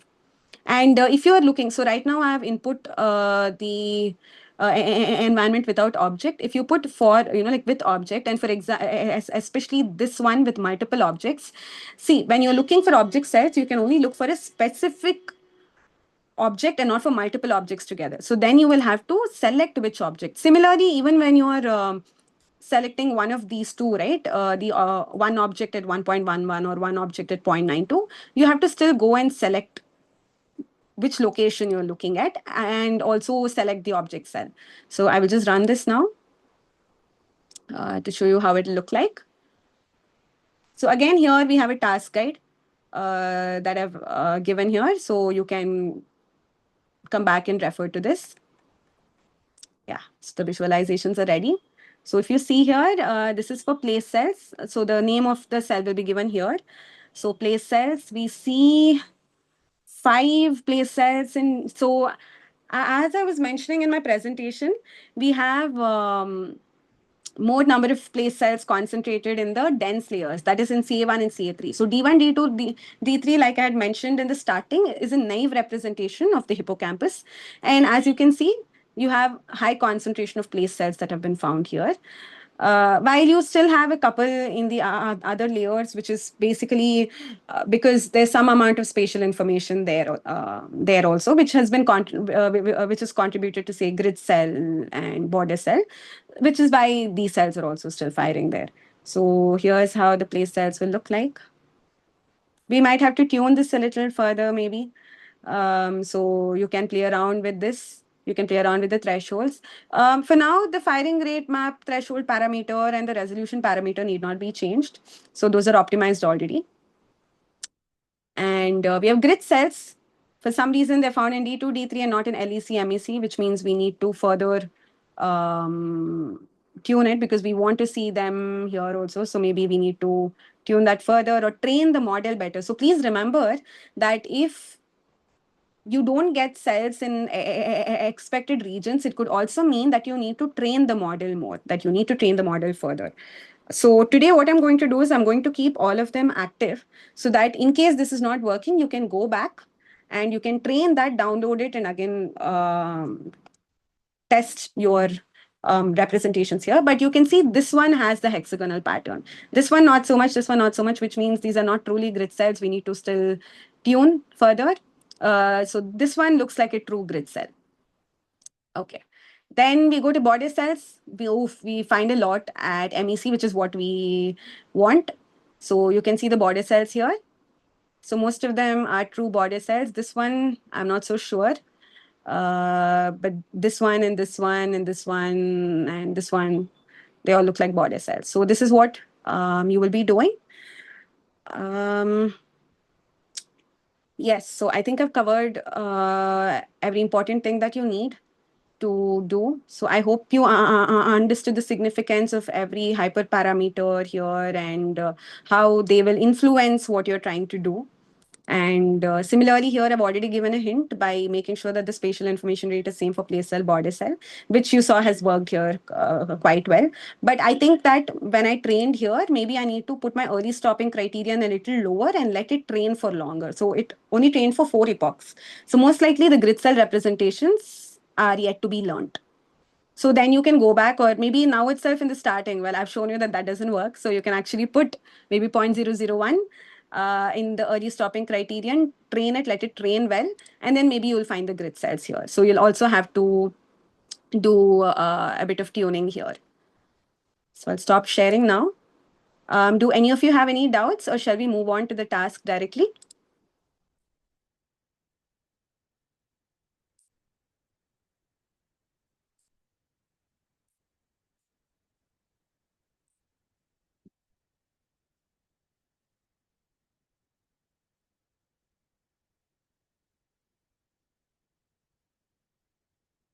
Okay, I see there are, Sindhu, have you started So yeah, creating the breakout rooms? No, because I suddenly saw only 5 people who were there. I wasn't sure if they left or you put them in a breakout room. no, not yet. So I think we have just 5 to 6 participants. Okay, then we'll do 2 So breakout rooms. breakout Yeah. room. Yeah. I'll start that. Okay, we Yeah. have 6 right now. Yeah, 6. Okay, then And 2 breakout rooms are people are just sufficient. having some network issues probably they're on. Yeah. Okay, Then let's keep them once for the 3 now of them come, you can put them in a in separate our next room. breakout Yeah. room. Yeah. Okay.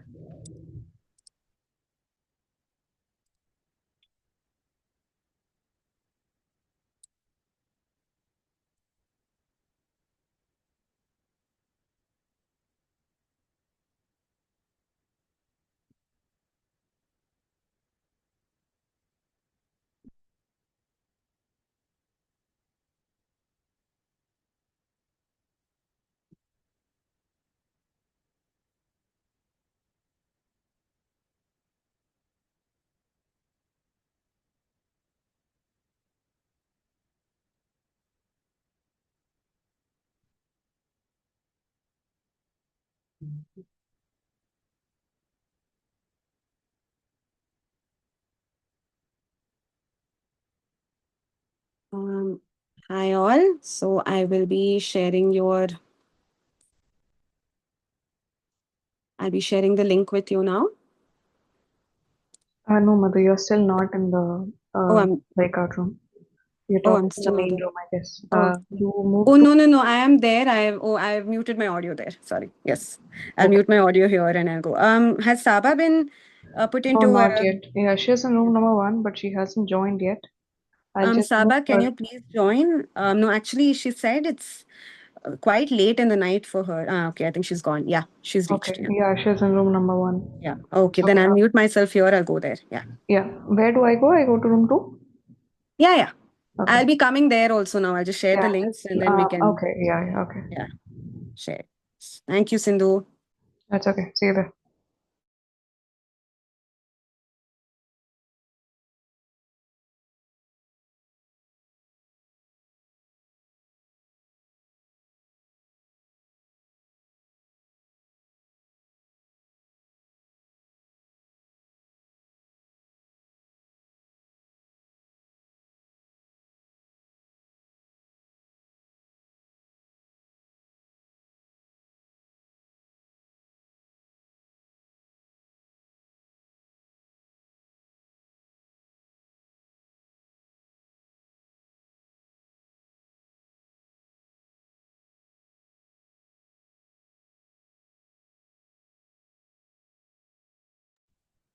Hello everyone. Please wait for 2 to 3 minutes before we share the links for you to access the server. Hi all. I'm sharing the link to your interface right now. One of you please volunteer to share your screen and you can then begin the task.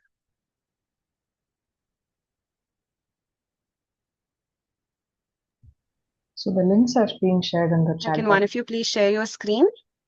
Please try to open the link. I hope you can see the link. Oh, sorry, I've not been able to hear for a bit. Yeah. I hope one of you can share your screen. Sindhu, please check in. I'll just go back to room 1. I couldn't hear audio for a second. I'll just go back and check in if they had said something. Okay, yeah. But the link is here, right? Yeah. I've shared the link. Can you see it? Yeah. Ask 1, room 2. Yeah.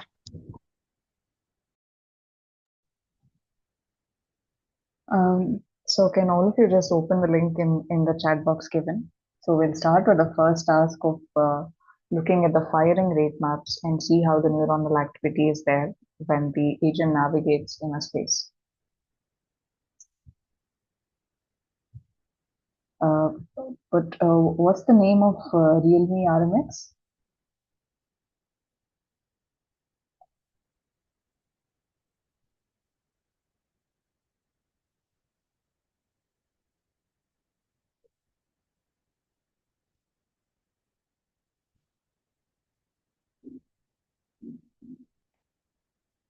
Also, please let me know if you're able to access the link. You can just unmute yourself and speak out.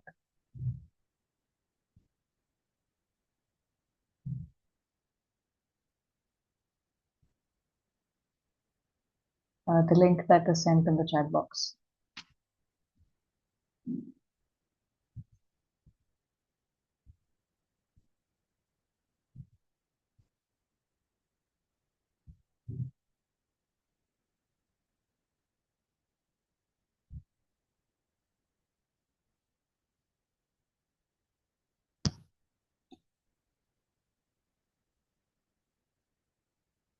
Okay. Rhythm, can you also please open the link and share the screen so that it would be a reference to the other two in the session, so that we can just talk out and work on what is there on the screen. Okay, let me share the screen. Yeah, thank you.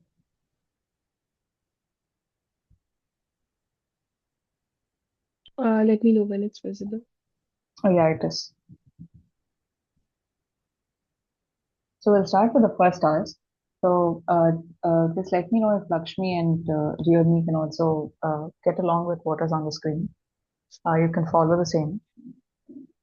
So we'll start with, you remember the four environments, right? So the first environment is with no object. The second and third are with a single object placed at different coordinates, and the third one is the three objects placed at coordinates. So we'll start with no object. So the trajectory data is already loaded in the server. So now that let us first randomly train it. Go to the bottom of the screen, and then let's in the beginning keep the number of units as the same, and start training the model based on the observations that we see. We will then go ahead with updating different parameters. You can just click on train the model. Yeah, and the training is begun. You can now move to the top of the screen, and I hope Lakshmi is also following the same. Yes, ma'am. Sindhu, you don't need to lead the project. Let them do it. Yeah, they're just doing it. Yeah. I'm letting them know what happens. Yeah. No, that's okay. I think no, because we want them to interact more. So Yeah. All right.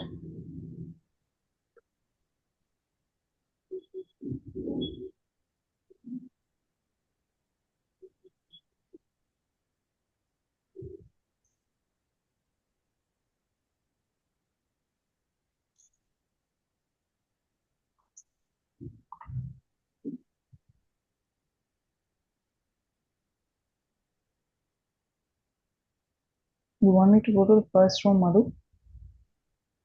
And so they've just begun. You can go. I mean, you can keep switching between the two. Okay, I'll go there now.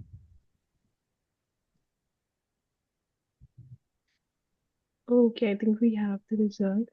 I need to download these two files, right? Yes. Yes. The Hi, Sabah and Shazma. What's happened?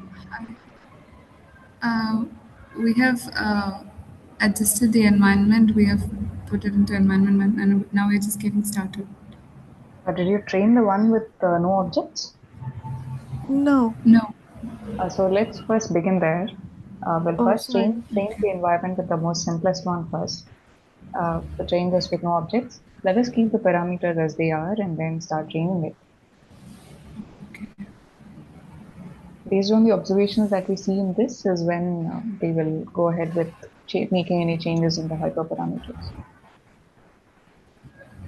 Okay. Sabah, are you also following what is on the screen there? Yeah. All right, all Okay. right.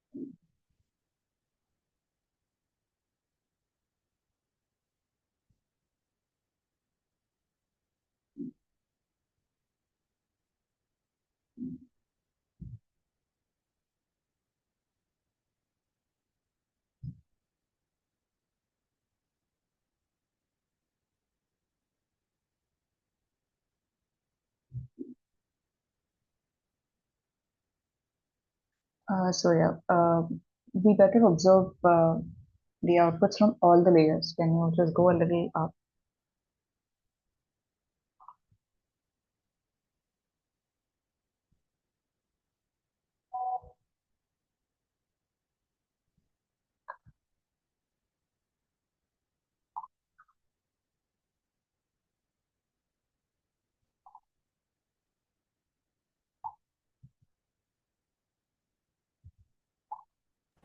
I have downloaded the model and activation. So now we will observe the things in all the layers.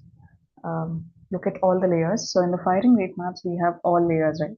So just a little down before the firing rate map, below the firing rate maps, below the heading, just a little up, just a little up.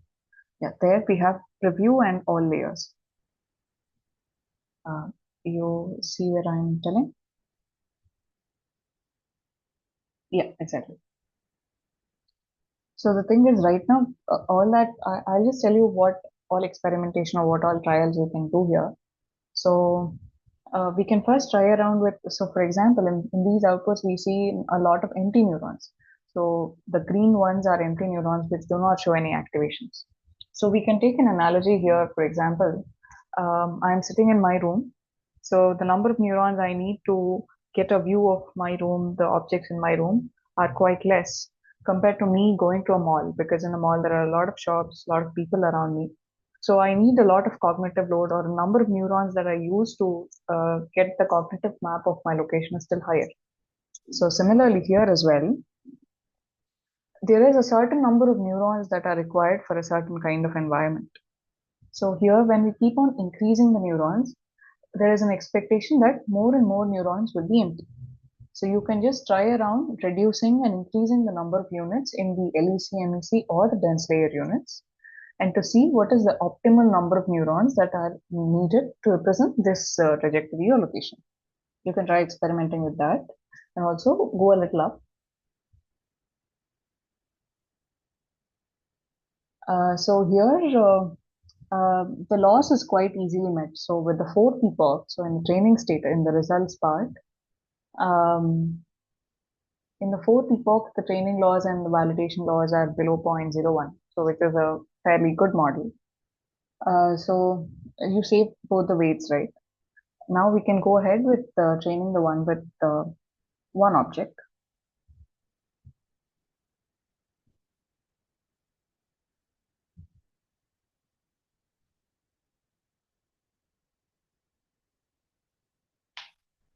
Have you visualized the firing rate maps, Saba and Shazma?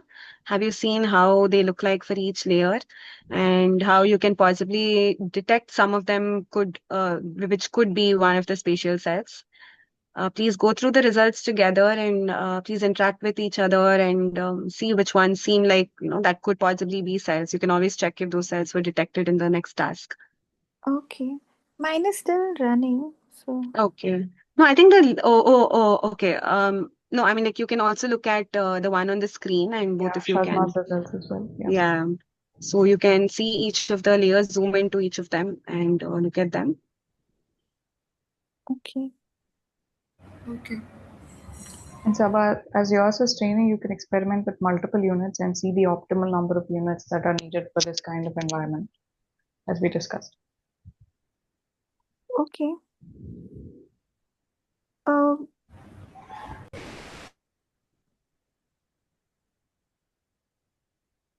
Madhu, I'll go there.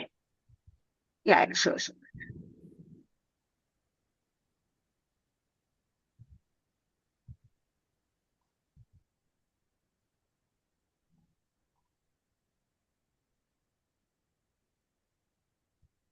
Oh, hi, Ethan. So you finished training the first model with no Yes. objects. So let's observe the results, what the results say. Look at the images of all the layers. Just above the firing rate maps, you have an option to view the results of all layers. Yeah, just below that, below that. Did you save the weights, by the way? Both activations and model? Yeah, we have saved it. All right. So from these, yeah, these are fairly very good results. So the first 2 to 3 pictures resemble the LEC MEC layers. Sorry, the first 2 3 pictures resemble the D1 or the D2 D3 layers, the dense layers, and then comes the LEC MEC layers. So basically, if you remember what Madhu told, so the D1 to D3, the first 3 images that you see represent the CA1 and CA1 to CA3 of the hippocampus. which are regions of the hippocampus. And then the next LEC-MEC layers correspond to the visual and the path integration layers. So we see fairly some neurons that are empty. Mm-hmm. So what we can do is try to increase or decrease the number of units in those layers, and then see to maximally approach the ideal number of neurons that we talked before. So anyways, now that the activations here are fine, it's good that we move further to training the one with one object. Or let us try exploring the different types of cells in these activations as well. Let's go to the second notebook. Did Madhu share the link of the second notebook? Not yet. Not yet. Okay. Then meanwhile, please do train the one with one object. Now that these training values are good, we'll go ahead with one object. Actually, we did that with one object only. Are you seeing this one? Oh, one object is done. So no object is also Yes. done, right? Yes, we have performed 2. Okay. So Lakshmi and Realme, are you following the same, whatever is on the screen? Are you also Yes, on the ma'am. same page? Yes. Okay. So what we can try right now is, what is the reward weight for you right now? 1 for one object, right? 1, yes. Okay, we can actually right now try doing it by increasing the number of units. Let us see the number of empty neurons that we might get. Try increasing the number of units and see. With the LEC-MEC units also as 64, and we can try that for the same environment. I'm not understanding. What are we supposed to do now? So in the model This. architecture, yeah. So we will now increase the number of units in LEC-MEC. Yeah, and now start training. Okay. For example, before that, it's okay. So we observe a lot of empty neurons in LEC-MEC, right? In the Yes. previous one. So we will Yeah. now see, now that we increase the number of neurons, we should, what is the expected one? Do you have any idea? Do we see even more number of empty neurons or lesser number of empty neurons? I think there should be lesser number of empty neurons. I'll give you the same analogy again. So I'm in my room. The number of units are, per se, I need 10 neurons to remember my table, my chair, and my bed in my room. But the same if I'm in a shopping mall, I need even more, maybe 100 neurons to look at all the shops around, people around. So higher the number of, or the complex the space around is, you need higher the number of neurons. Here, this complexity of our space is fixed. So if we are getting 10 empty neurons for 20 neurons in total, if we increase the same number of neurons to 50, the empty neurons will still increase, right? Because the space is constant, or the complexity of the space is still the same. Okay. So we will most probably observe higher number of empty neurons right now. We'll just verify the results now.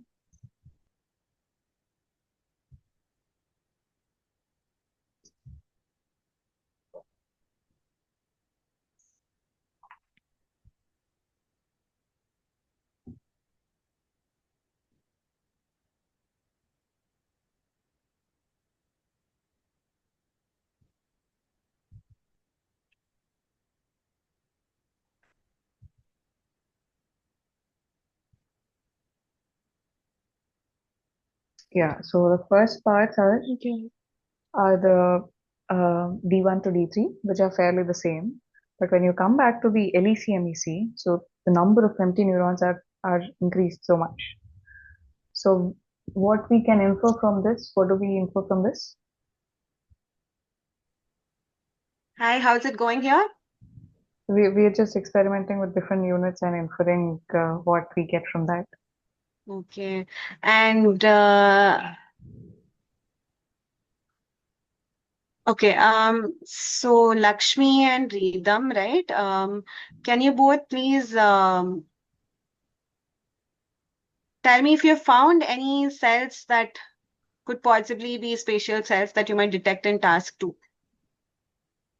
Have you been able to look at the visualizations and just speculate which ones might be any of these cells? Have you been able to spot any bordered cells in the MEC layer or grid cells? Can you please check that? You can you can zoom in each.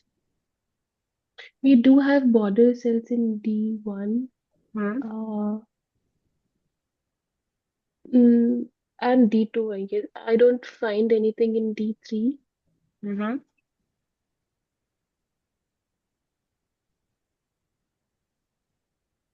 And in MEC, that's it, I guess. And here as well.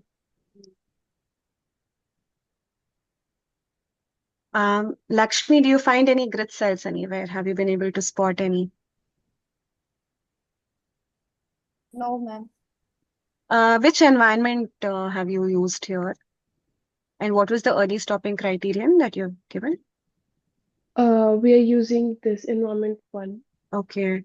You For could now. you could even explore, see, so if you're not able to find particular kind of representations, right, you can go back, train it, increase number of epochs as well.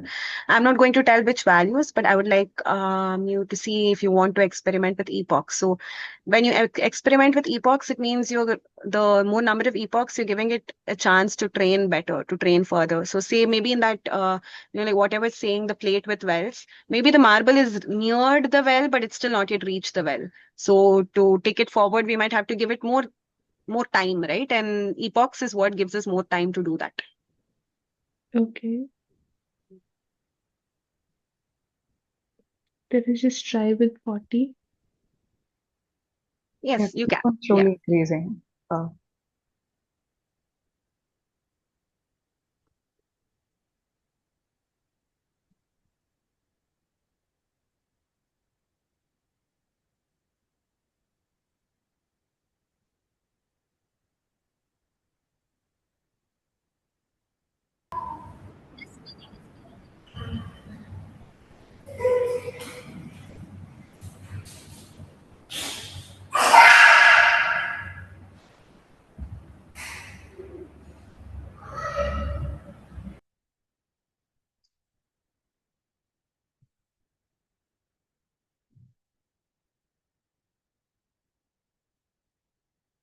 Yeah.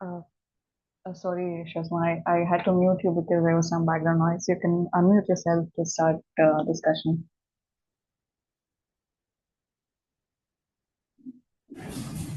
Okay, sorry. Okay. They're little kids, I understand. Otherwise, or else, Sabha, you can share the screen for some time. No, my first training is still running. Oh, is it? Because, I yeah, guess she there told. might be a problem. Can you just share the screen? We'll figure it out together.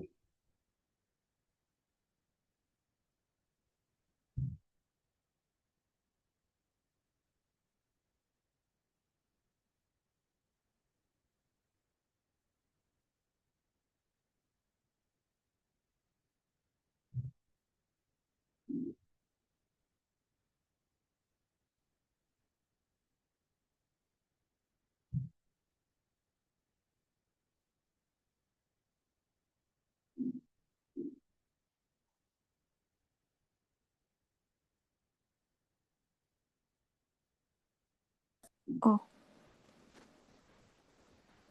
So, she told us that this is happening because one model is already running on Shazma's Oh, yeah. device. Shazma, you saved your weights, right?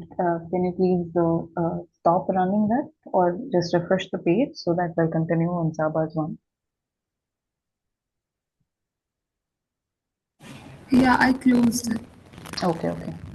Sabha, just refresh this page again and we'll start rerunning it. In Shazma, you just upload the weights. So the weights we can try first uploading are the ones with no object, and we will just look for the place, grid, and boundary cells in the first slide.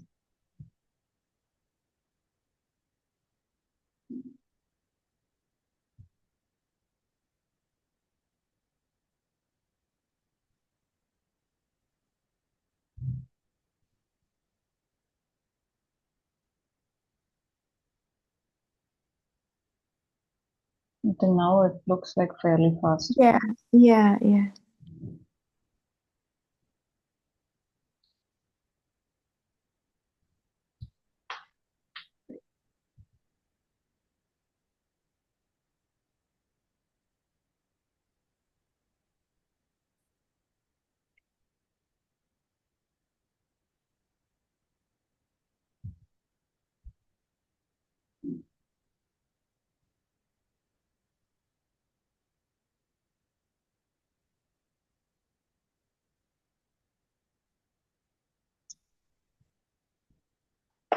Shazma, did you upload the weights into the second notebook or the second server? Oh yeah, we can see these. So the loss has fairly converged. So just observe in your own results of different boundary cells, and we better look at all the layers in the firing weight maps. And we will first observe what all we can infer from the place cells or boundary cell. And then we will go to actually statistically proving what kind of cells are where. So just zoom in into the left picture, into one of these pictures. And here you can you identify the different kinds of cells? Yes. So, I mean, what do you see primarily in these cells? We are firing near the borders. So what kind of Borders, cells are yeah. these? Borders. Yeah, border or boundary cell, whatever. So now we can move to the second notebook, Sabha. Shazma, you can also follow the same. But before that, please download these activations and weights. Oh, Yeah, second one as well. And now let's go to the second notebook. um, okay. Yeah, this one. So we've trained the no object ones, right? So Yeah. then the data input as no object.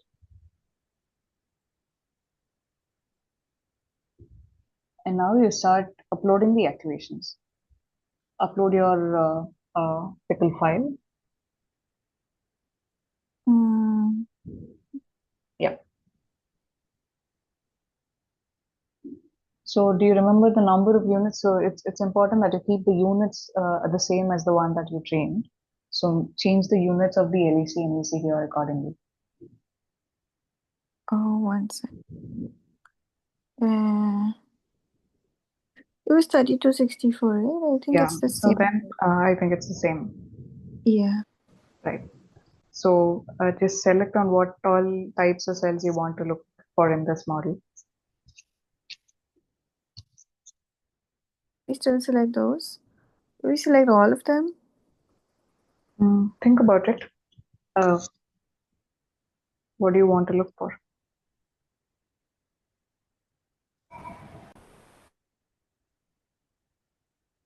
Oh, one sec.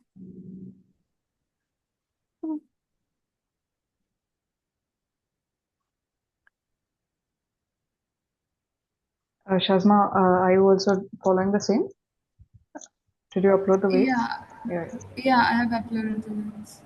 Are you doing the one with no object or a single object?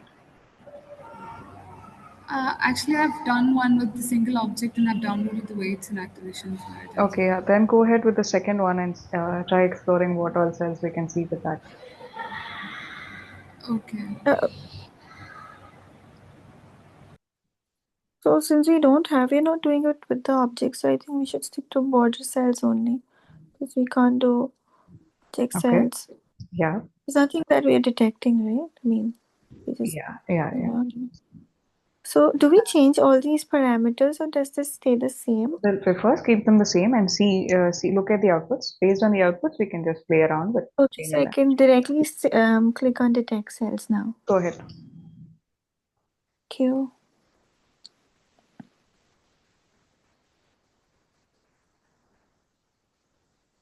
So yeah, just think about what all that you observe. Where do you see which kinds of cells? Which layers do you see the cell? You can keep Okay. going down also. Oh, okay. Okay. Okay. You only selected border cells. Yeah. Should I Uh, select? Yeah, I shouldn't select place Don't cells. you I think? just remain silent to see, okay, Yeah, what do yeah. you see? So that's what I was I could do the confirming same. with you. Do I select only border cells? Okay, No, I'm no, we gonna are do. leaving it to you, Saba. See, Yeah. that's the thing. The reason we have given the Oh, options is so that you can play around with it and you can make your own inferences. We want you to so the intuition that I've given, we want you to work based on that. oh well. For example, okay, I'll just give a hint here. Uh, I mentioned that place cells are predominantly found in the CA1 and CA3, right? And I also said D1, D2, D3, it's a naive representation of the hippocampus where you have CA1, CA3. So Right. what you see here is more place cells are concentrated in In D1 and D2. D2, And yeah. earlier you saw in border cells also more were concentrated in the medial MEC. entorhinal cortex Yeah, layer, which yeah. is where I also mentioned you would find, You did, yeah. yeah. Yeah, So we yeah, want yeah. you to play around with it. And since you found only 5 place cells, I think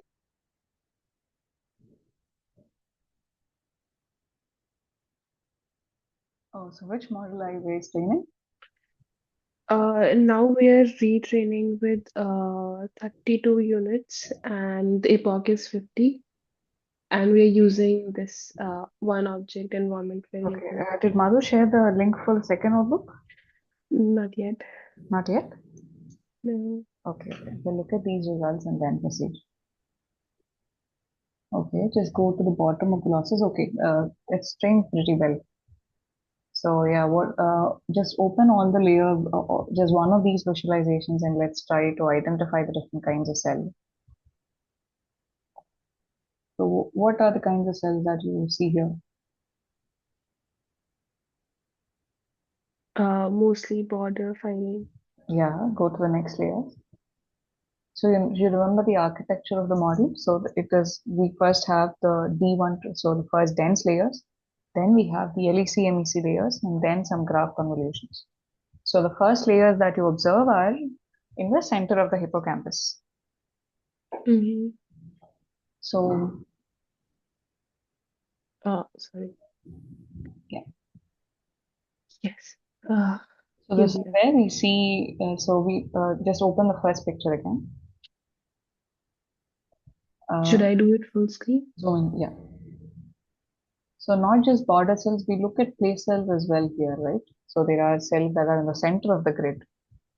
Mm-hmm. So this is the CA1 to CA3 parts where we see place cells. And then go ahead to the other layers. What we see in the other layers? Okay, D1, D2, D3 are the hippocampal formation, the CA1 to CA3.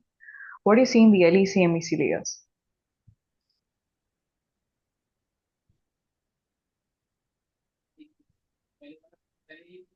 Mm-hmm. Do you see any grid cells? Mm.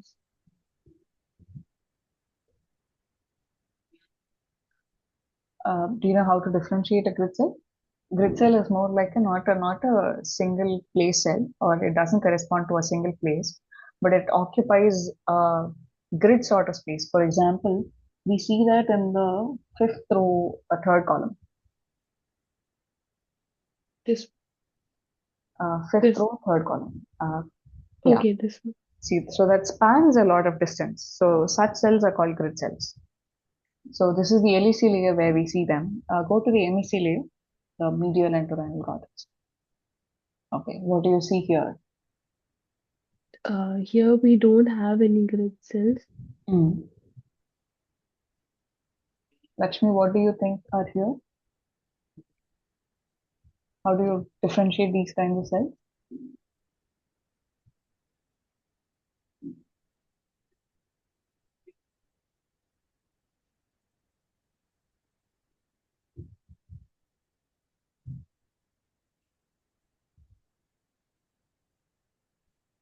I mean, it's okay even if it is wrong. We will just figure it out together.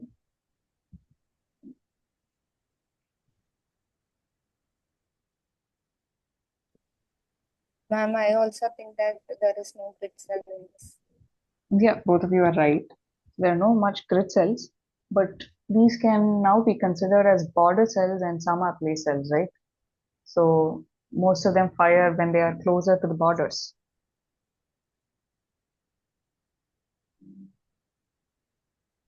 You get it? So we now, and then we will look at the object cells as well. Just go back to the interface, reading. So this is with one object, right? Mm-hmm. Yeah. So where is the object located?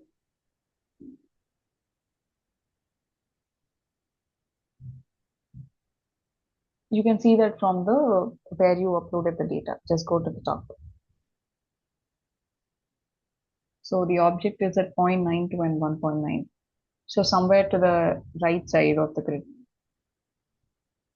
top right of the grid. Do you see any object cells? These? Yeah, most possibly. So we will verify that from the next notebook. So we have the next interface where we differentiate statistically the different types of cells. I'll just get that notebook from Madhu. Mm-hmm. Is it shared in this room, by the way? Yes, ma'am, it has already shared in the chat box. Acha, this one. Okay, okay. Yeah. Please open that. We'll upload the weights there and look at it. Let me download these. Yeah. Exactly. So now we will just look for. Okay, we'll directly go ahead with one object, because our primary objective is to look at whether we see the object cells or not. So then upload the files here that you saved before.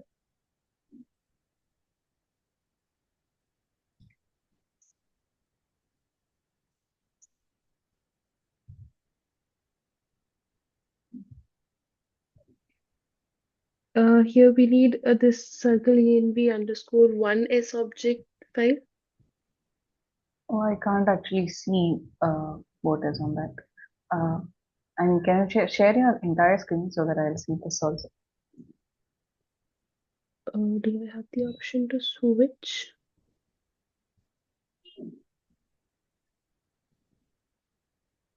And stop sharing and then share the entire screen so that I'll get to see the file manager as well. Okay.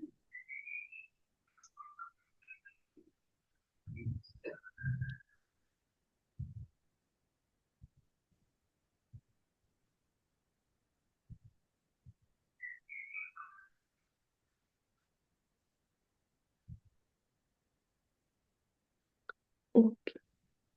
So this file we need to upload. Activation is the one with one object. Yeah, open that and upload them. So and then make sure you keep the units as the same when you train there and here as well.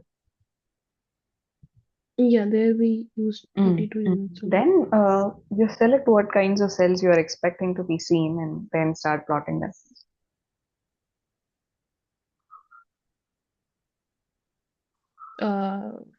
Which one should we use, like borders or objects? Yeah, I know it, but of course you just decide what all you want to see and what all we expect them to see. Just select whatever you want. We'll see. Based on the results, we'll then go back and make corrections.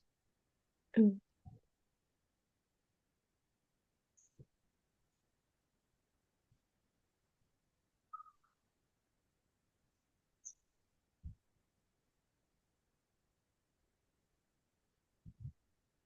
So yeah, what do you see here?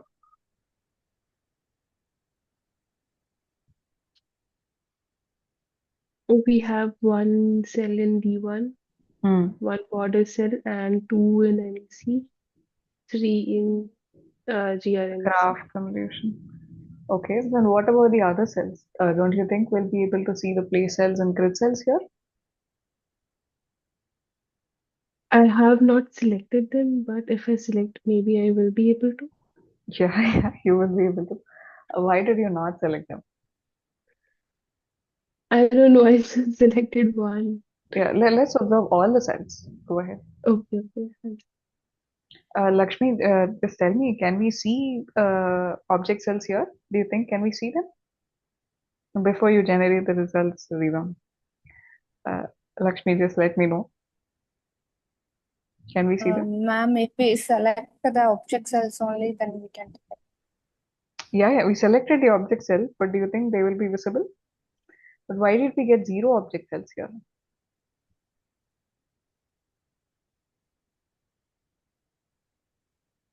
Oh, for object cells, we will be able to see this graph. So this what is is the heading there? It says place cells, right? place cells, yes. Yeah, so if we see 2 place cells, 3 grid cells, and 7 border cells. So, but why are the object cells missing here? What are these? What are these? Grid cells. Lakshmi, are you sure these are grid cells? Yes, ma'am. Yeah, perfect. So, like, do one of you have any hypothesis of why do we have 0 object cells? Because our environment still has 1 object, right?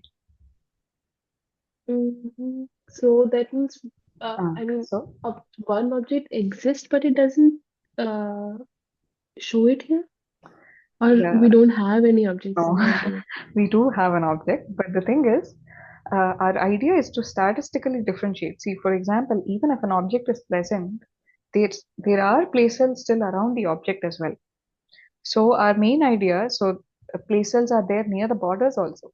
So all we are trying to do is differentiate different kinds of cell based on some statistical measures. So if a cell fires only at that object but not at other places, that is still a border cell, an object cell.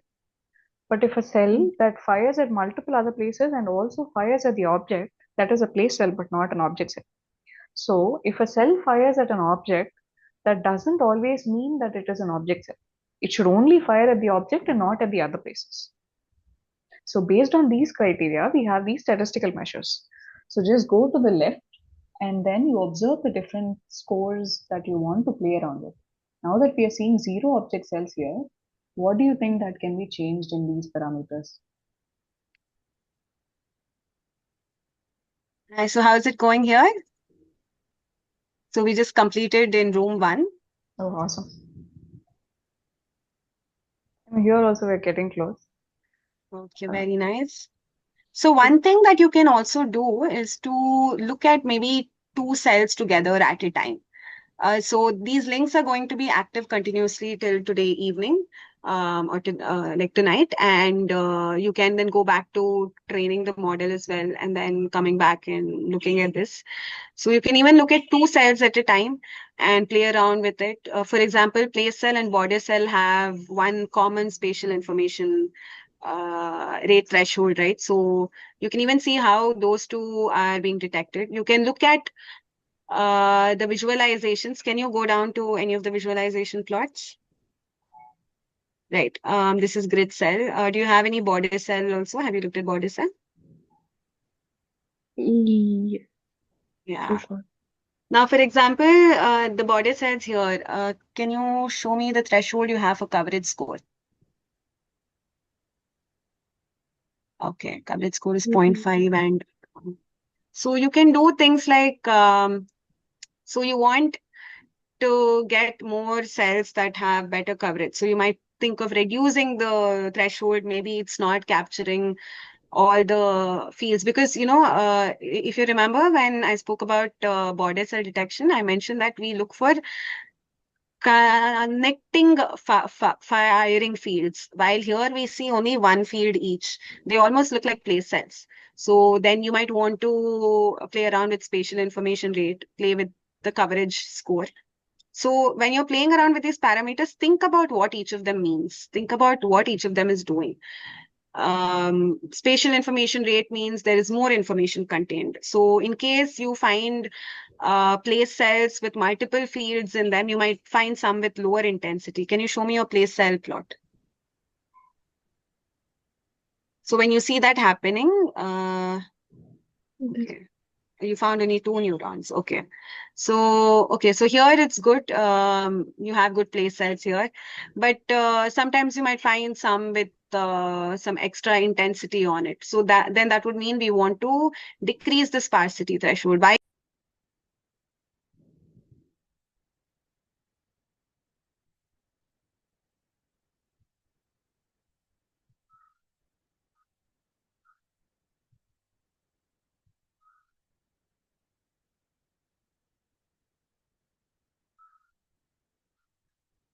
Our object cells and border cells and grid cells. Yeah, you were able to locate the object cells as well.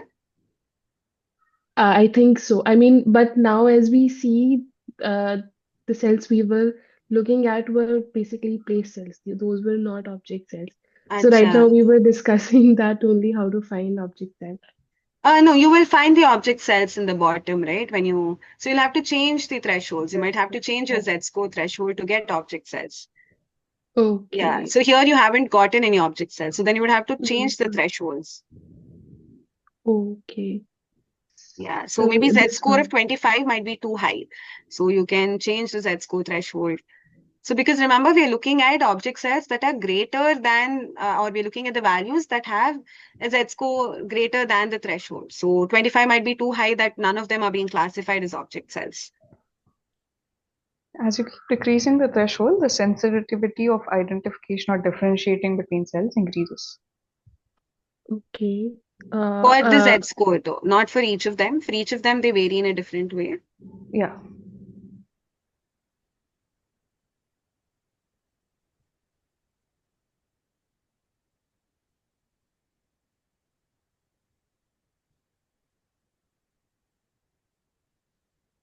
Madhu, is the breakout room one back to the main room?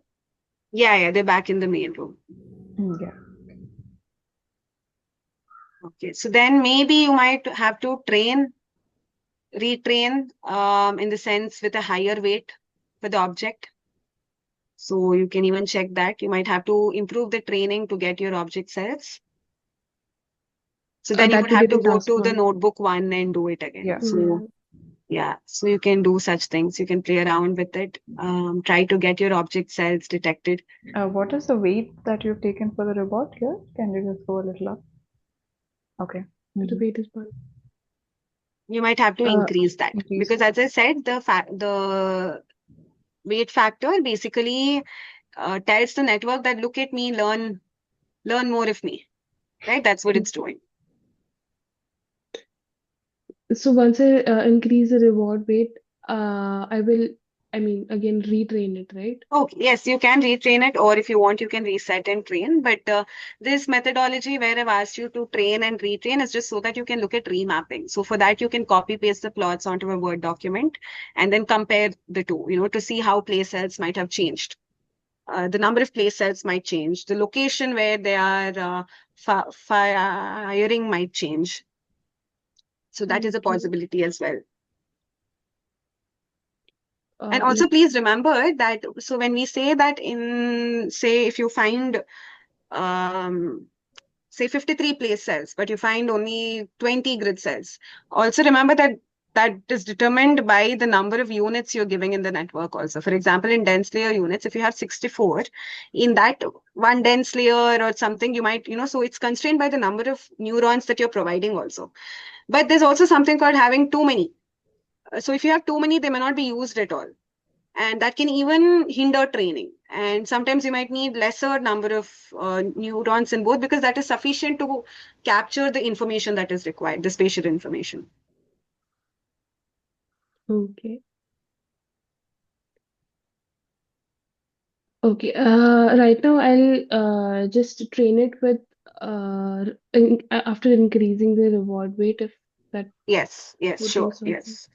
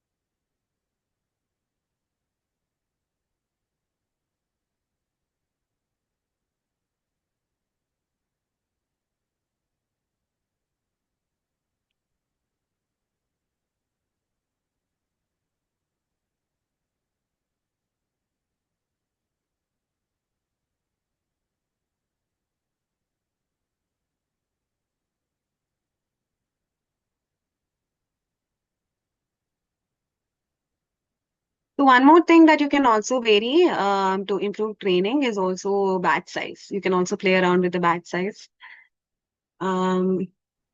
Even for the batch size, we have an optimal. It can.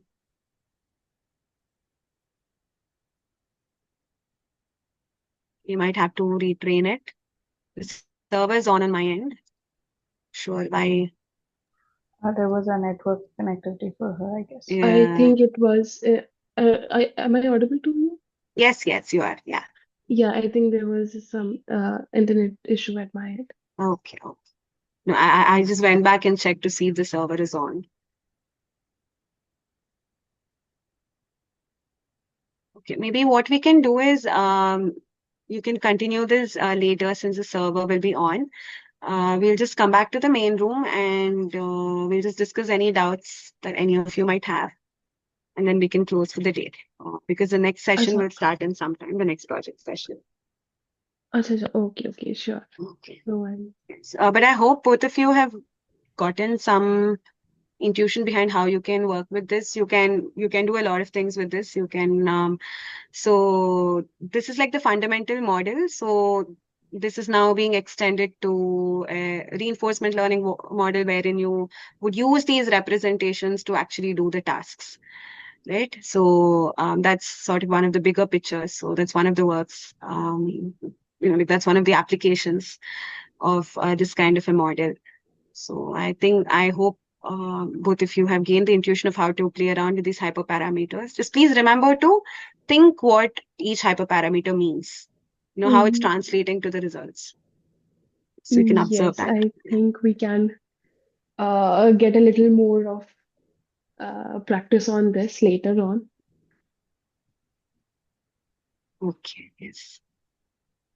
Lakshmi, I hope you've been doing this on your end as well. Yes, ma'am. Okay, then we can go back to the main room and we'll discuss and then we'll close I'm the closing session. all of these breakouts. We'll meet there. Okay, yes. Thank you, Okay, Sindhu. thank you so much, Sena. Thank you, Madhu. Thank you, ma'am. Okay.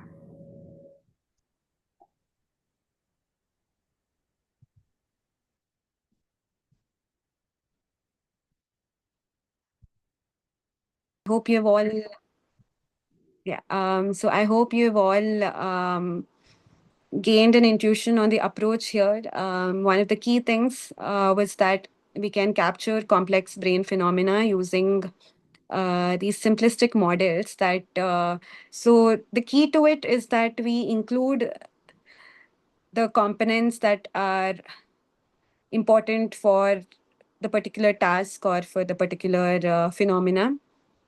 So for the particular phenomenon. So building such models can give us more insight into the workings of the brain, can also be used in translational research. I think I was talking with Saba earlier and she was saying how she's interested in translational research. And these kind of models are a bridge from the experimental and behavioral paradigm to the translational.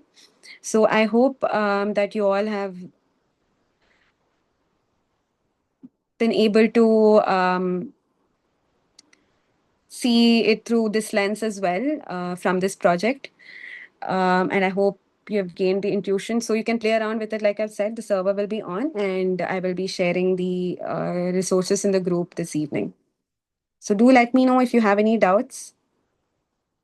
If you would like to discuss anything, we can.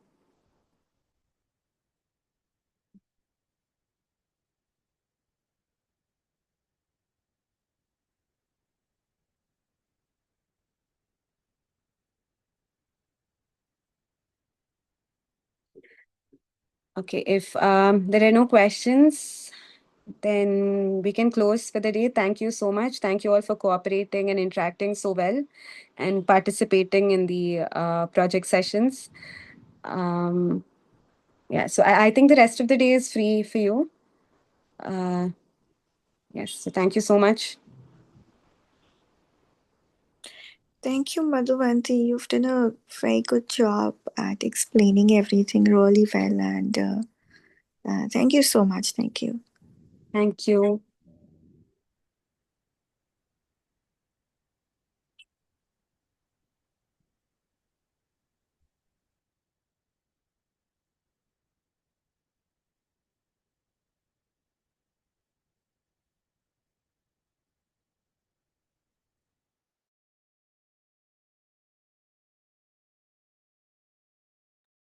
Hi, Sindhu.